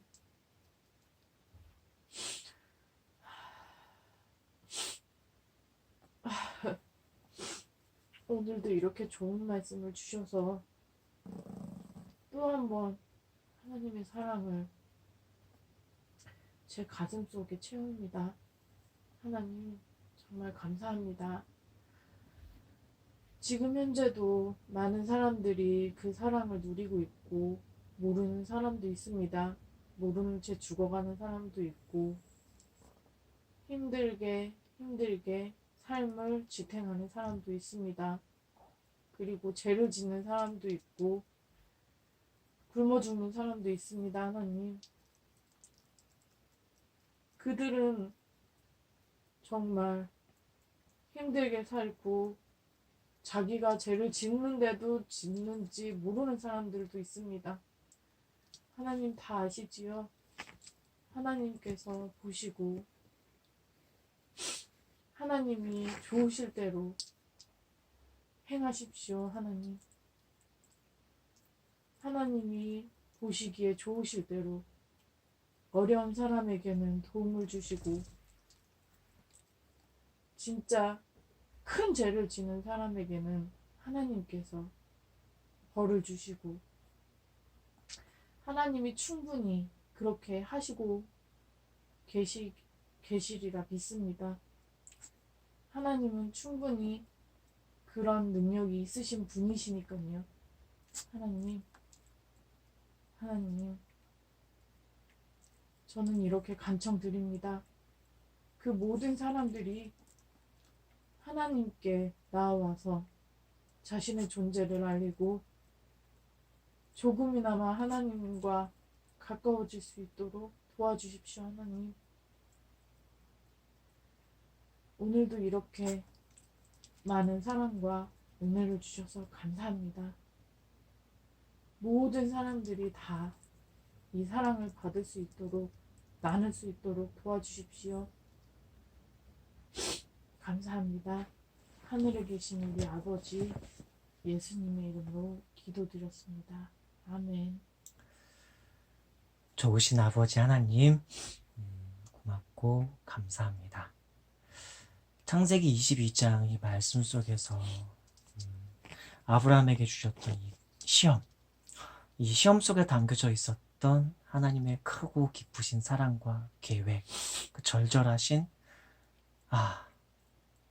크고 깊으신 아버지의 마음이 담겨져 있는 이 시험 속에 담겨있는 의미를 어떻게 설명하면 잘 설명할 수 있을까? 고민도 참 많았고, 준비하는 과정 중에서도, 내가 이 머릿속에서 이걸 잘 풀어서 말하는 와중에 또 깜빡깜빡 하면서 못 설명하면 어쩌나 하는 그런 마음의 스트레스도 좀 있었는데, 그래서 하나님께 많이 기도하면서 준비했고, 그래서 했는데, 말씀을 나누는데, 그래도 하나님의 마음에 있는 우리를 향하신 진심과 그 계획에 어떠하신들을 조금이라도 그래도 좀 표현한 것 같아서 다행이다 싶고 또 감사합니다. 부족한 저를 통해서 우리를 향하신 아버지의 그 크신 사랑의 진심을 표현하시고 나타내 주셔서 감사합니다. 앞으로도 창세기 23장 또 그리고 출애굽기, 레위기, 민수기, 신명기, 여호수아, 사사기, 사무엘, 역대기, 선지서들, 역사서들, 신약 성경까지 쭉 이렇게 갈 텐데 날마다 이 말씀을 잘 준비해서 나누는 것이 어렵지만 사실은 제가 회심하고 난 다음에 제가 가장 바라고 소망하고 꿈꿨었던 것이 바로 하나님을 평생토록 알아가면서 하나님을 배워가면서 제게 알게 하신 하나님, 제게 알게 하신 하나님의 사랑, 그 은혜, 나누는 거였는데 그것을 위해서 20년간을 이렇게 돌아서 이렇게 오게 해주셨나 봐요, 주님. 그리고 그때도 어수룩하게 좀 꿈꿨던 것 중에 하나가 하나님에 대해서 알게 되고 깨닫게 되는 내용들을 글로 적어서 책으로 썼으면 좋겠다라고 생각했는데 어느덧 그래도 복음 관련된 서적을 3권을 출판을 했고 신앙 서적은 미흡하지만 졸작이지만 그래도 한 6, 7권 출판을 했고 앞으로도 사실 쓰고 싶은 주제와 책들이 너무 많으니까 하나님과 복음과 그리스도 예수님과 교회와 진리에 대한 많은 책들을 집필하고 싶은 주제가 있으니까. 근데 또 아버지께서 그걸 기록할 수 있게 해주실 것 같아서 감사하고 기쁩니다. 꿈속에서 어떻게 보면 살고 있다고 볼 수도 있습니다. 근데 좀 스트레스 많이 받아요. 옛날 같은 기억력이 아니라서, 옛날 같은 저의 뇌 활동량이 아니라서 스트레스를 제가 조금 받아요, 주님. 예배 시간에 어버버버 할 때 스트레스 좀 받고요.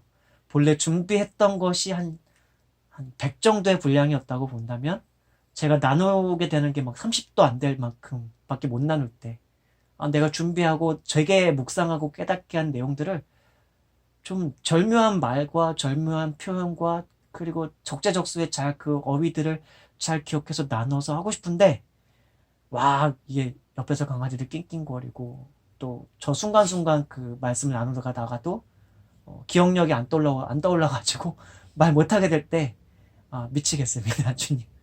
그래서 그런 부분 때문에 스트레스 받는 걸 아버지께서 잘 아시지요. 그럼에도 불구하고 부족한 가운데서도 미흡한 실수까지도 다 사용하셔서 이렇게 말씀을 나누게 해주셔서 고맙고 감사합니다. 아버지, 하나님의 진심을 보여드리는 말씀 나눔이 되었으면 좋겠습니다. 성경의 본래 성경을 믿는 사람들한테 보여주고자 하는 그 진리의 말씀을 제가 잘 풀어서 설명할 수 있었으면 좋겠습니다. 그리고 아울러서 이 시대를 살아가고 있는 우리가 성경의 이 진리를 성령의 감동 감화 속에서 우리에게 아버지께서 깨닫게 하시면서 보여주고 계시는데, 그것이 이 현대를 살아가는 우리들이 어떻게 이 말씀을 우리 실제적 삶으로 구현하면서 살아낼 수 있는지를 또한 깊이 실제적으로 풀어내줄 수 있는 제가 될 수 있었으면 좋겠습니다. 아버지, 긍정적인 스트레스는 늘 받아도 좋습니다. 긍정적인 중압감도 받아도 좋습니다. 네. 계속 성장하게 해주시고요. 설교자로서도 아울러서 예수님처럼 온전한 기도를 드리는 기도의 사람으로서도, 또한 예수님처럼 온전히 살아가는 예수님을 닮은 제자로서도, 그리고 예수님을 닮은 한 인격의 사람으로서도 온전히 제가 살게 하여 주시고, 저에게도 저는 예수님의 피로 값주고 산 사람이오니, 우리들은 예수님의 피로 값주고 산 사람이오니, 아브라함에게 허락하셨던 그 복보다 더 큰 복을 구하오니, 그러나 그 복을 우리가 담을 수 있을 만큼의 그릇된 큰 그릇의 사람이 되게 하여 주시고, 그것이 선한 영향력들로 세상을 살아가는 데 있어서 일상의 생활 속에서의 정치와, 그리고 일상의 생활 속에서의 경제와, 그리고 일상의 생활 속에서 그리고 제도를 개선하는 데 있어서의 시민으로서의 영향력과, 그리고 전 세계 속에서의 한 시민으로서 살아가고 있는데, 저는 전 세계 여행하는 것이 귀찮기도 하고 또 여러 가지 위험들도 많고 언어도 잘 안 되고 해서 전 세계 여행이라던가 전 세계 속에서 전 세계를 알아가는 곳에서 그냥 신문이라던가 여러 가지 뭐 내용들을 통해서는 알아가고 있기는 한데, 실제로 전 세계를 제 발을 움직여서 여행을 한다던가 알아본다던가, 예전엔 선교에 대한 꿈도 많았었는데 언젠가부터는 그냥 한국에 있는 사람들, 너무 예수님을 모르는 사람들이 많아가서 이 한국의 안에서만 복음을 전하는 것을 국한시켜 놓고 있는데, 그래도 부족한 가운데서라도 일단 기도를 통해서라도 세계를 위해서 기도는 하고 있지만, 앞으로 허락된다면 세계 속에서도 제가 할 일들이 있다면 그런 것들에 대한 꿈도 꾸게 해주시고요. 구체적인 길도 보여주시고 구체적인 재원도 마련하게 해주시고요. 인도해 주십시오. 주식을 통해서도 아버지께서 잘 인도해 주실 거라고 저는 믿습니다. 아버지께서 다 인도해 주실 거라고 믿어요. 그리고 믿음의 사람들과 협력해서 앞으로 뭔가 의논해 나가면서 이 한국 땅의 교회의 회복과 이 한국에 세우신 아버지의 교회의 회복과 그리고 이 남한이라고 하는 땅의 작은 이 사회가 비록 이렇게 저렇게 막 좌와 우가 갈려 있고 진보와 보수가 갈려 있고 또 남과 북이 갈려 있고 막 친일파와 또 뭐 하여튼 뭐 종북이다 해가지고 이렇게 저렇게 나뉘고 다투고 막 그러고 있음에도 불구하고 하나님 그럼에도 불구하고 이 나라에는 그래도 어느 나라보다도 치안 자체는 상당히 그래도 치안이 많이 확보가 되어 있는 그런 나라가 되었습니다. 주님. 막 북핵의 위협이 있고 언제든지 남북 전쟁이 일어날 것 같은 막 그런 분위기 속인데도 불구하고 이 나라에서는 어쨌든 밤에도 막 마음껏 드라이브도 할 수 있고 밤에도 돌아다녀도 되고 막 그런 나라가 됐어요, 주님. 다 주님의 은혜고 은혜입니다. 그러나 이 나라의 백성들이 양극화로 인해서 차별로 인해서 그리고 그리고 고위공직자라던가 권력을 갖고 어떤 정치 지도자들, 경제 지도자들, 사회의 어떤 소수의 지도자들이 보이는 어떤 부당한 행태, 불법적 행태, 편법적 행태, 많은 행악에 대한 피해 의식으로 인해서 하나님, 이 나라가 서민들이, 이 나라의 국민들이 항상 분노와 우울증을 앓고 살아가고 있습니다. 하나님, 긍휼히 여겨주십시오. 긍휼히 여겨주시옵소서. 이 나라의 언론들이 그걸 부추기고 있습니다. 그러나 이 나라의 언론은 또한 자본의 노예가 되어 있고 언론 사주, 광고주 네. 그리고 그 배후에 있는 세력들 정치 세력, 경제 세력, 기업 세력, 기득권 세력 그들에 의해서 이 언론은 많은 허위 뉴스와 거짓된 뉴스와 왜곡된 관점과 그리고 다툼과 분열을 일으키는 관점의 뉴스들을 많이 생산해내고 있고 많은 국민들은 거기에 이리저리 좌와 우로 갈려서 진보와 보수로 갈려서 분노만을 간직한 채로 혹은 무기력함을 오히려 간직한 채로 이렇게 살아가고 있는데 하나님 이 나라의 백성들을 긍휼히 여겨주시고 이 나라 백성들의 무지함을 긍휼히 여겨주시고 이 나라 백성들을 아버지 구원하여 주시옵소서. 특별히 교회를 많이 세워두셨는데 옥상에만 올라가서 봐도 수십 개의 십자가가 늘 보이는데 하나님 교회가 되게 하여 주시고 그리스도의 몸된 교회가 되게 하여 주시고 카톨릭 교회든 개신교회가 되었든 그리스도 예수님의 순전한 말씀으로 돌아오게 하시고 산상수훈의 그 말씀으로 돌아오게 하시고 사도들이 깨우쳐준 그 말씀으로 돌아오게 하시고 하나님을 의식하는 신적인 참된 양심을 가지고 이 세상을 살아가게 하소서.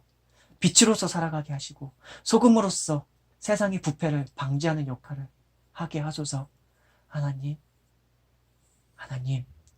항상 가까이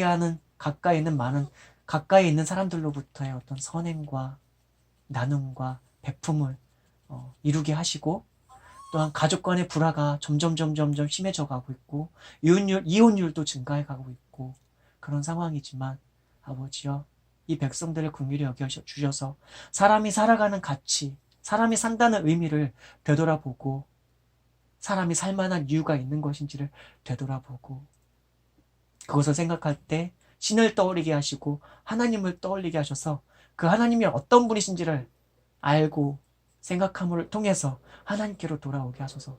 그리스도 예수님을 떠올리게 하시고 그리스도 예수님께로 돌아오게 하시고 그리스도 예수님을 아는 지식을 허락하여 주시고 그리스도 예수님을 알게 되었을 때 하나님을 알게 될 것이오니 하나님을 안다면 어찌 하나님을 사랑하지 않을 수 있겠습니까?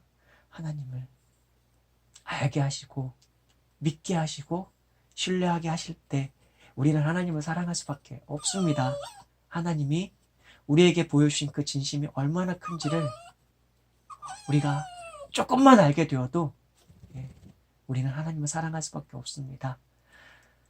이 땅 위에 많은 그리스도인들이 있사온데 그들의 회심과 그들의 부흥을 위하여 그들의 부활을 위하여 하나님 그들의 부흥과 그들의 회심과 그들의 믿음의 회복을 위하여 하나님 기도하오니 이 땅에 위에 세우신 이 개신교라는 이름으로 있는 교회들과 또한 카톨릭이라는 이름으로 있는 교회들과 함께 하시고 하나님 아버지를 아는 참된 지식 속에서 성경을 사랑하게 하시고 또한 그리스도 예수님의 말씀을 사랑하게 하시고 그리스도 예수님의 말씀 앞으로 나와 하나님 예수님의 참된 제자가 되게 하시고 각기 처해 있는 많은 사회의 직군 속에 있는 그곳에서 하나님 빛과 소금의 역할을 감당하게 하소서. 그리고 특별히 정치인들, 국회의원들, 시장, 시의원, 도지사, 도의원, 국무의원, 장차관, 대통령 하나님 그런 직위에 오르는 사람들은 먼저 정직을 바탕으로서 그 인격을 갖추고 있는 사람들이 되게 하시고 하나님 아울러서 경제적인 지식과 지혜도 있는 사람이 그 경제 분야의 리더로서 있게 하여 주시고 그 경제 분야에 있는 리더가 사기치기 위하여 남을 등쳐먹기 위해서 자기 배를 더 배부르기 위하여 있는 리더로서 있게 하는 것이 아니라 양극화를 줄이고 더불어 많은 사람들이 더 경제적인 혜택을 누리고 복지적인 혜택을 누리고 인간이 인간으로서 살아가는 자아실현과 인격적인 행복을 추구할 수 있는 누릴 수 있는 그것들을 더불어 함께 누릴 수 있는 경제적인 시스템과 기업 생태가 갖춰질 수 있는 그런 것들을 거시적으로 볼 수 있는 안목을 가진 사람들이 경제적인 리더, 기업 리더들이 되게 하여 주시옵소서. 만몬의 노예, 돈의 노예, 자본의 노예가 되지 말게 하시고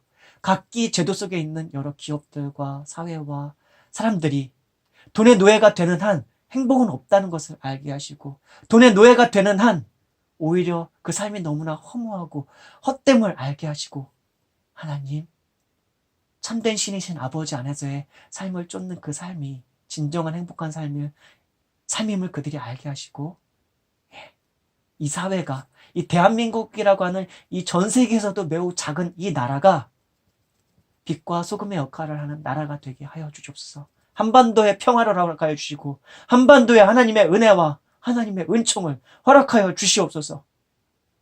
김정은이라고 하는 사람이 핵무기를 발전시켜서 미국과 대치해가지고 한반도의 평화를 일구는 것이 아니라 그러나 저는 이 나라가 너무 작게 핵이라는 것은 가지고 있으면서도 오히려 미국이랑 친해지고 중국이랑도 친하고 남한도 중국이랑 친하고 남한도 미국이랑 친해지고 일본이랑 쌓여 있는 그런 담도 다 허물어지고 화해하고 해서 한반도가 평화 중립국을 그리고 자주 국방을 할 수 있는 중립국이 될 수 있도록 핵이라는 것이 있으면서도 오히려 자주 국방을 가지면서도 경제적인 중립국으로서 하지만 하나님께 대한 신앙적인 빛과 소금의 역할을 감당하는 그런 중립국까지도 될 수 있도록 김정은이 회심하고 김정은이 신을 두려워하고 핵을 가지고 그 나라에서 독재자로서 살아가는 그 삶이 헛됨을 그가 깨달아서 회심하고 돌이키고 그 북한이라는 나라가 있는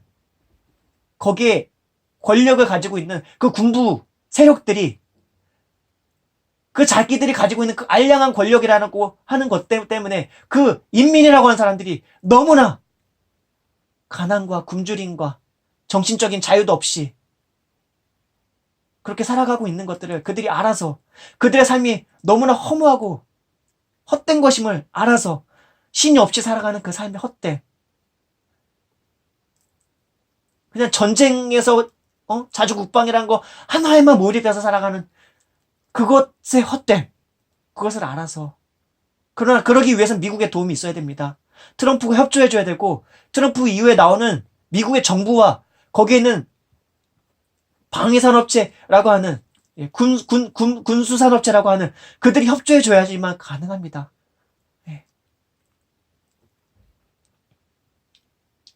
이 대한민국이라고 하는 이 한반도가 지정학적으로 처해져 있는 이 위치 때문에 중국을 견제하기 위하여 이 남한과 이 일본과 대만과 이 아시아 쪽에 이 중국을 견제하기 위하여 있는 이런 상황들. 하나님 평화를 허락해 주십시오. 북한에 있는 사람들을 긍휼히 여겨 주셔서 사상의 자유도 없는 생각의 자유도 없는 그들을 긍휼히 여겨 주셔서 가장 평화롭게 해결되는 것은 그곳의 군부 세력과 김정은이라고 하는 독재자가 하나님 회심하는 것입니다. 그들이 살고 있는 그 인생의 헛됨을 돌이켜서 회심하고, 그래서 인민들에게 해방을 줄 수 있다면, 물론 그 해방이 자유를 주는 것인데, 그 자유로 인해서 경제적인 자유가 있고 뭐 그렇게 될 때 또다시 음란과 여러 가지 타락의 길로 갈 수 있는 것이 언제나 경제적인 번영과 늘 함께해 왔던 것이지만, 그럼에도 불구하고 하나님께서는 그 속에서도 그리스도 예수님의 그 은혜와 사랑을 더하실 것을 저는 알기 때문에, 하나님 북녘의 땅에 구원과 은혜를 허락하여 주시길 기도드립니다. 중국이란 나라에도, 러시아란 나라에도 하나님의 은혜를 더하여 주시옵소서. 방탕함과 자유가 남용되고 있는, 자유가 헛되이 남용되고 있는 저 유럽이란 나라도 기억하여 주시고, 굶주림과 기근에 허덕이고 있는 아프리카 그 지역도 기억하여 주시고, 주님, 그 전쟁의 한복판 속에서 살아가고 있는 중동 지역을 기억하여 주시옵소서. 하나님, 다 아버지의 긍휼함과 아버지의 긍휼히 여기시는 아버지의 손길과 은혜가 필요한 나라들이옵나이다. 아브라함의 기도를 들어주셨던 것처럼 아버지, 성경에서 그렇게 말씀해 주셨습니다. 진실한 믿음을 가지고 아버지께 구하는 참된 기도는 아버지께서 다 들어주신다고, 두 사람 이상이 마음을 합심하여 기도 드린다면 아버지께서는 다 들어주신다고 예수님께서는 약속해 주셨습니다. 저희가 구합니다.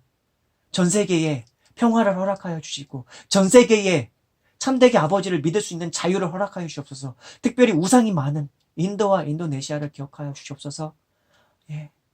들려오는 소식들은 막 강간부터 해가지고 무질서한, 정말 여성의 인권이 유린되고 있는 그런 사회 문화의 소식들을 뉴스를 통해서 접했습니다.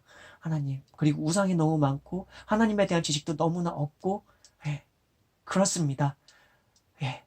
인도와 인도네시아를 기억하여 주시고, 그곳에도 그리스도 예수님의 일꾼들을 보내오셔서 복음이 증거되고 전해지게 하여 주시옵소서. 중국이란 나라가 정치적인 단일의 어떤 공산당이라고 하는 그 정치적 독재 정치와 가까운 그런 사회주의 문화권에 있는데, 아버지 종교의 자유가 그곳에도 있게 하여 주시고 사상의 자유가 있게 하여 주시고, 그래서 예수 그리스도의 가르침과 예수 그리스도로 말미암는 하나님 나라의 사상이 그곳에도 있게 하여 주시기를 기도드립니다.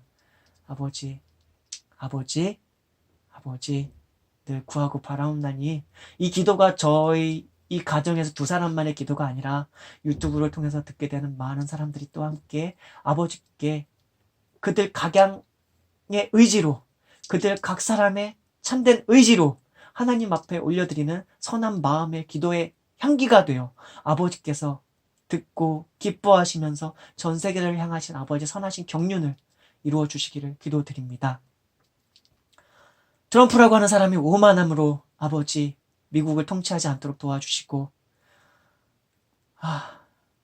그러나 각 사람들, 정치를 한다고 하는 사람들이 항상 자신의 배, 자신의 이익, 자신의 정치적 세력을 위해서, 자신의 투표권의 그 배후에 있는 사람들을 위해서,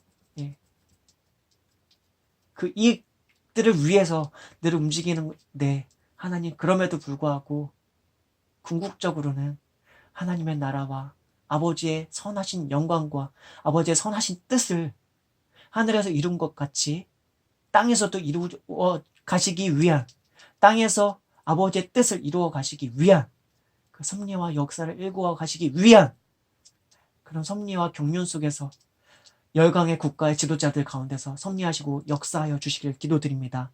미국의 통치자와 중국의 통치자와 북한의 통치자와 이 대한민국의 통치자와 일본의 통치자와 러시아의 통치자와 중동 이란과 이라크의 통치자와 그리고 인도와 인도네시아의 통치자와 유럽에 있는 각국의 통치자와 아프리카에 있는 각국의 통치자와 브라질에 있는 통치자와 캐나다에 있는 통치자와 하나님 함께하여 주시고, 모든 나라와 권세와 아버지께, 모든 나라와 권세와 영광이 아버지께 다 있사오니 아버지의 뜻이 이룰 것을 저희는 믿사옵나이다. 예수님께서 그렇게 구하라셨고 예수님께서 그렇게 믿으라고 하셨습니다. 믿습니다. 신뢰합니다. 아버지를 믿고 신뢰합니다. 그러므로 예, 너무 많이 과도히 걱정하지 않겠고 염려하지 않겠습니다.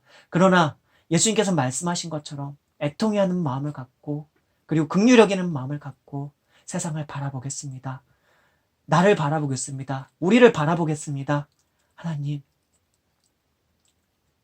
우리가 크리스찬들이 예수님께서 말씀하신 그 팔복의 마음가짐과 태도를 가지고 이 세상을 살아가게 하여 주시기를 구하고 바라옵나니 특별히 이 대한민국의 교회와 그리고 전 세계에 세우신 그리스도 예수님의 이름으로 세우신 각 교회와 그 크리스찬들과 함께하여 주시고 그들을 회복시켜 주시옵소서. 아버지의 거룩하신 성령으로 그리스도 예수님을 통해서 나타내신 아버지의 그 신실하신 아버지의 진심을 그들 모두가 알게 하여 주시옵소서. 성령의 부흥을 온 세계 가운데 있는 온 만 백성 가운데서 그 교회들 가운데서 있게 하여 주시기를 기도드리옵나이다. 감사드리오며 이 모든 말씀 예수님의 이름으로 기도드렸습니다. 아멘. 고맙습니다.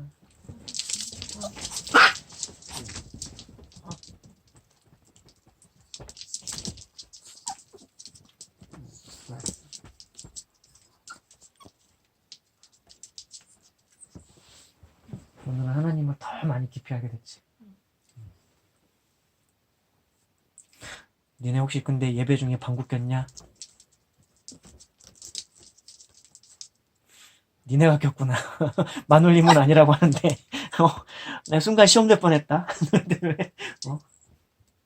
자, 그래도 오늘 내가 기도할 때 니네 낑낑 안 됐다. 고마워. 아, 니네가 낑낑 되면 내가 기도할 때 힘들어.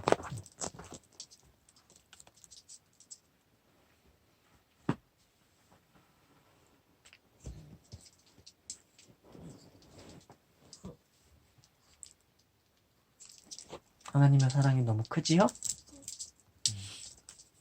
그 창세기 말씀부터 마태복음 그거 딱 첫 장까지 생각이 나면서 다 연결이 되면서 막 속에서 감동적인 게 막 올라와가지고 예전에 마태복음 말씀 우리가 나눈 적 있었잖아요. 그쵸? 맨 첫 장 제가 마누님께 성경 말씀 처음 가르쳐 드릴 때가 마태복음이었잖아요. 그쵸? 마태복음으로 쭉 예배하다가 거의 끝까지 다 했었죠. 그러다가 나중에 그리고 최근에 다시 작년 초반부터 했던 게 마가복음이었고, 그렇죠? 그리고 마가복음은 1장부터 16장까지 다 했었고, 마태복음 한 22장인가 24장까지인가 했었을 것이고. 처음엔 진짜 몰랐어요. 마태복음에 그 족보. 누가 누구를 낳았고 그게 왜 중요한지 나는 정말 몰랐어요. 근데 이제 창세기를 배우면서 하나씩 하나씩 연결이 되면서 계속 막 떠오르는 거예요. 그 마태복음의 내용이.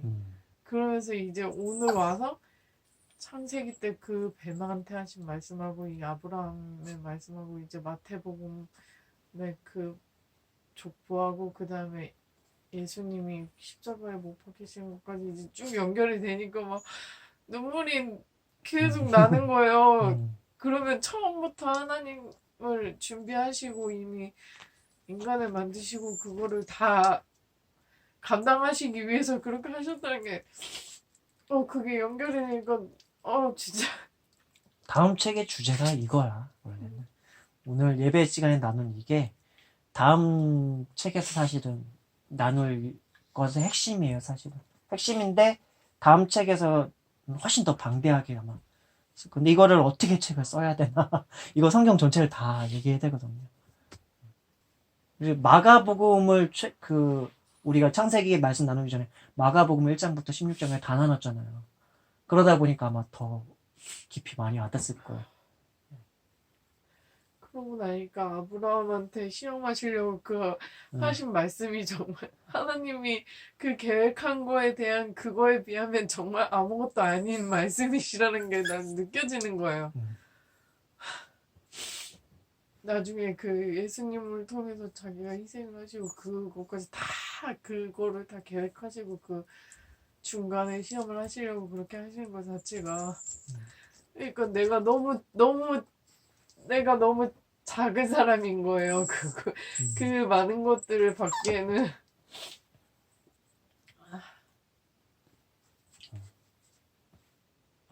지금 갖고 있는 하나님에 대한 온전한 하나님께서 보여주신 이 진심을 계속 순수하게 갖고 있는 게 너무 중요해요. 이걸 계속 갖고 이 믿음을 계속 갖고 가면서 마치 부부가 연인일 때부터 그 처음에 마음가짐 그대로 갖고 첫사랑의 마음을 갖고 그걸 어떻게 갖고 가느냐에 따라서 그 사랑은 그 마음을 계속 더 아름다운 걸로 발전해 나갈 수 있는데 우리 현실 속에 많은 연인이라던가 많은 부부들은 그렇게 잘 못하죠. 잘 못해요. 거의 대부분이 거의 못하고 그 사랑을 어떻게 갖고 가느냐에 따라서 그 사랑이 더 아름다워질 수도 있고 더 좋아질 수도 있는데 그걸 모르고 있는데 이 그리스도 예수님의 사랑을 알게 되면은 그걸 우리 실제적인 삶 속에서도 사실은 할 수가 있는 거죠. 오늘도 새롭게 느꼈어요. 너가 처음 쓴 그 책을 어떤 마음으로 썼을지, 그 나는 그리스도인이다. 거기서 어떤 마음으로 내가 처음 썼을지, 기도했던 그 기도, 첫 간격의 기도 그것도 그렇고 나는 그리스도인입니다에서 거기서 고백했던 그 고백들이 어떤 건지는 이제 조금씩 이제 더 알겠지. 얼마나 큰 사랑을 느껴서 그 글을 썼는지 내가 글로도 못 알 표현하겠다고 것 그 같아요. 고백 속에서 얘기하고 그 아라는 게 되게 내 글 속에 보면 아가 너무 많죠. 그 아라는 감정세가 밖에는 안 나와요. 이걸 어떻게 표현합니까? 이거 도저히 표현 어떻게 자체가 안 돼요. 거기는 그 열 몇 개, 한 두 개 정도의 고백글은 일반적으로 하나님의 사랑을 경험한 사람이라면 누구나 같이 공감할 만한 글을 거기다가 남겨놓은 거죠. 그래서.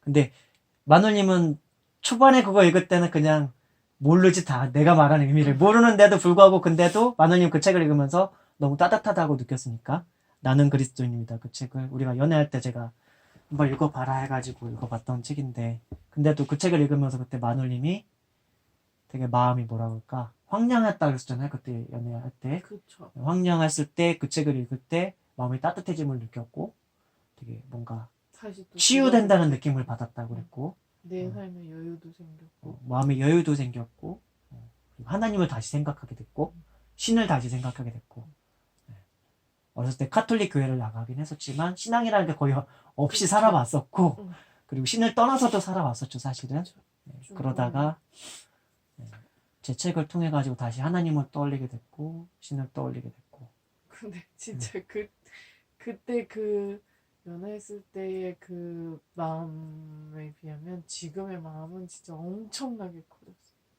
그치. 그리고 엄청 많은 사랑을 받고 있고 엄청나게 많은 것들이 내 마음속에 계속 생겨나고 있어요. 그러니까 뭐 다 놀라운 하나님의 은혜죠. 창세기 지금 나누고 있는데 수고하셨습니다. 간식 먹고 하루를 마감하도록 합시다. 야, 니네 되게 예쁘게 앉아있다. 나랑이 딱 저렇게 앉아있는 것 좀 봐. 무슨 얘기하는 줄 아나서 또 이렇게 달려들어요.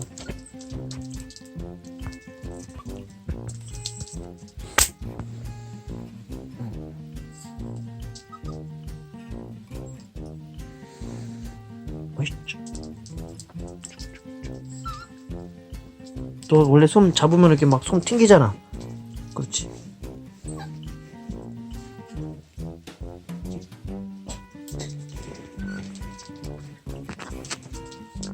야, 뭐가?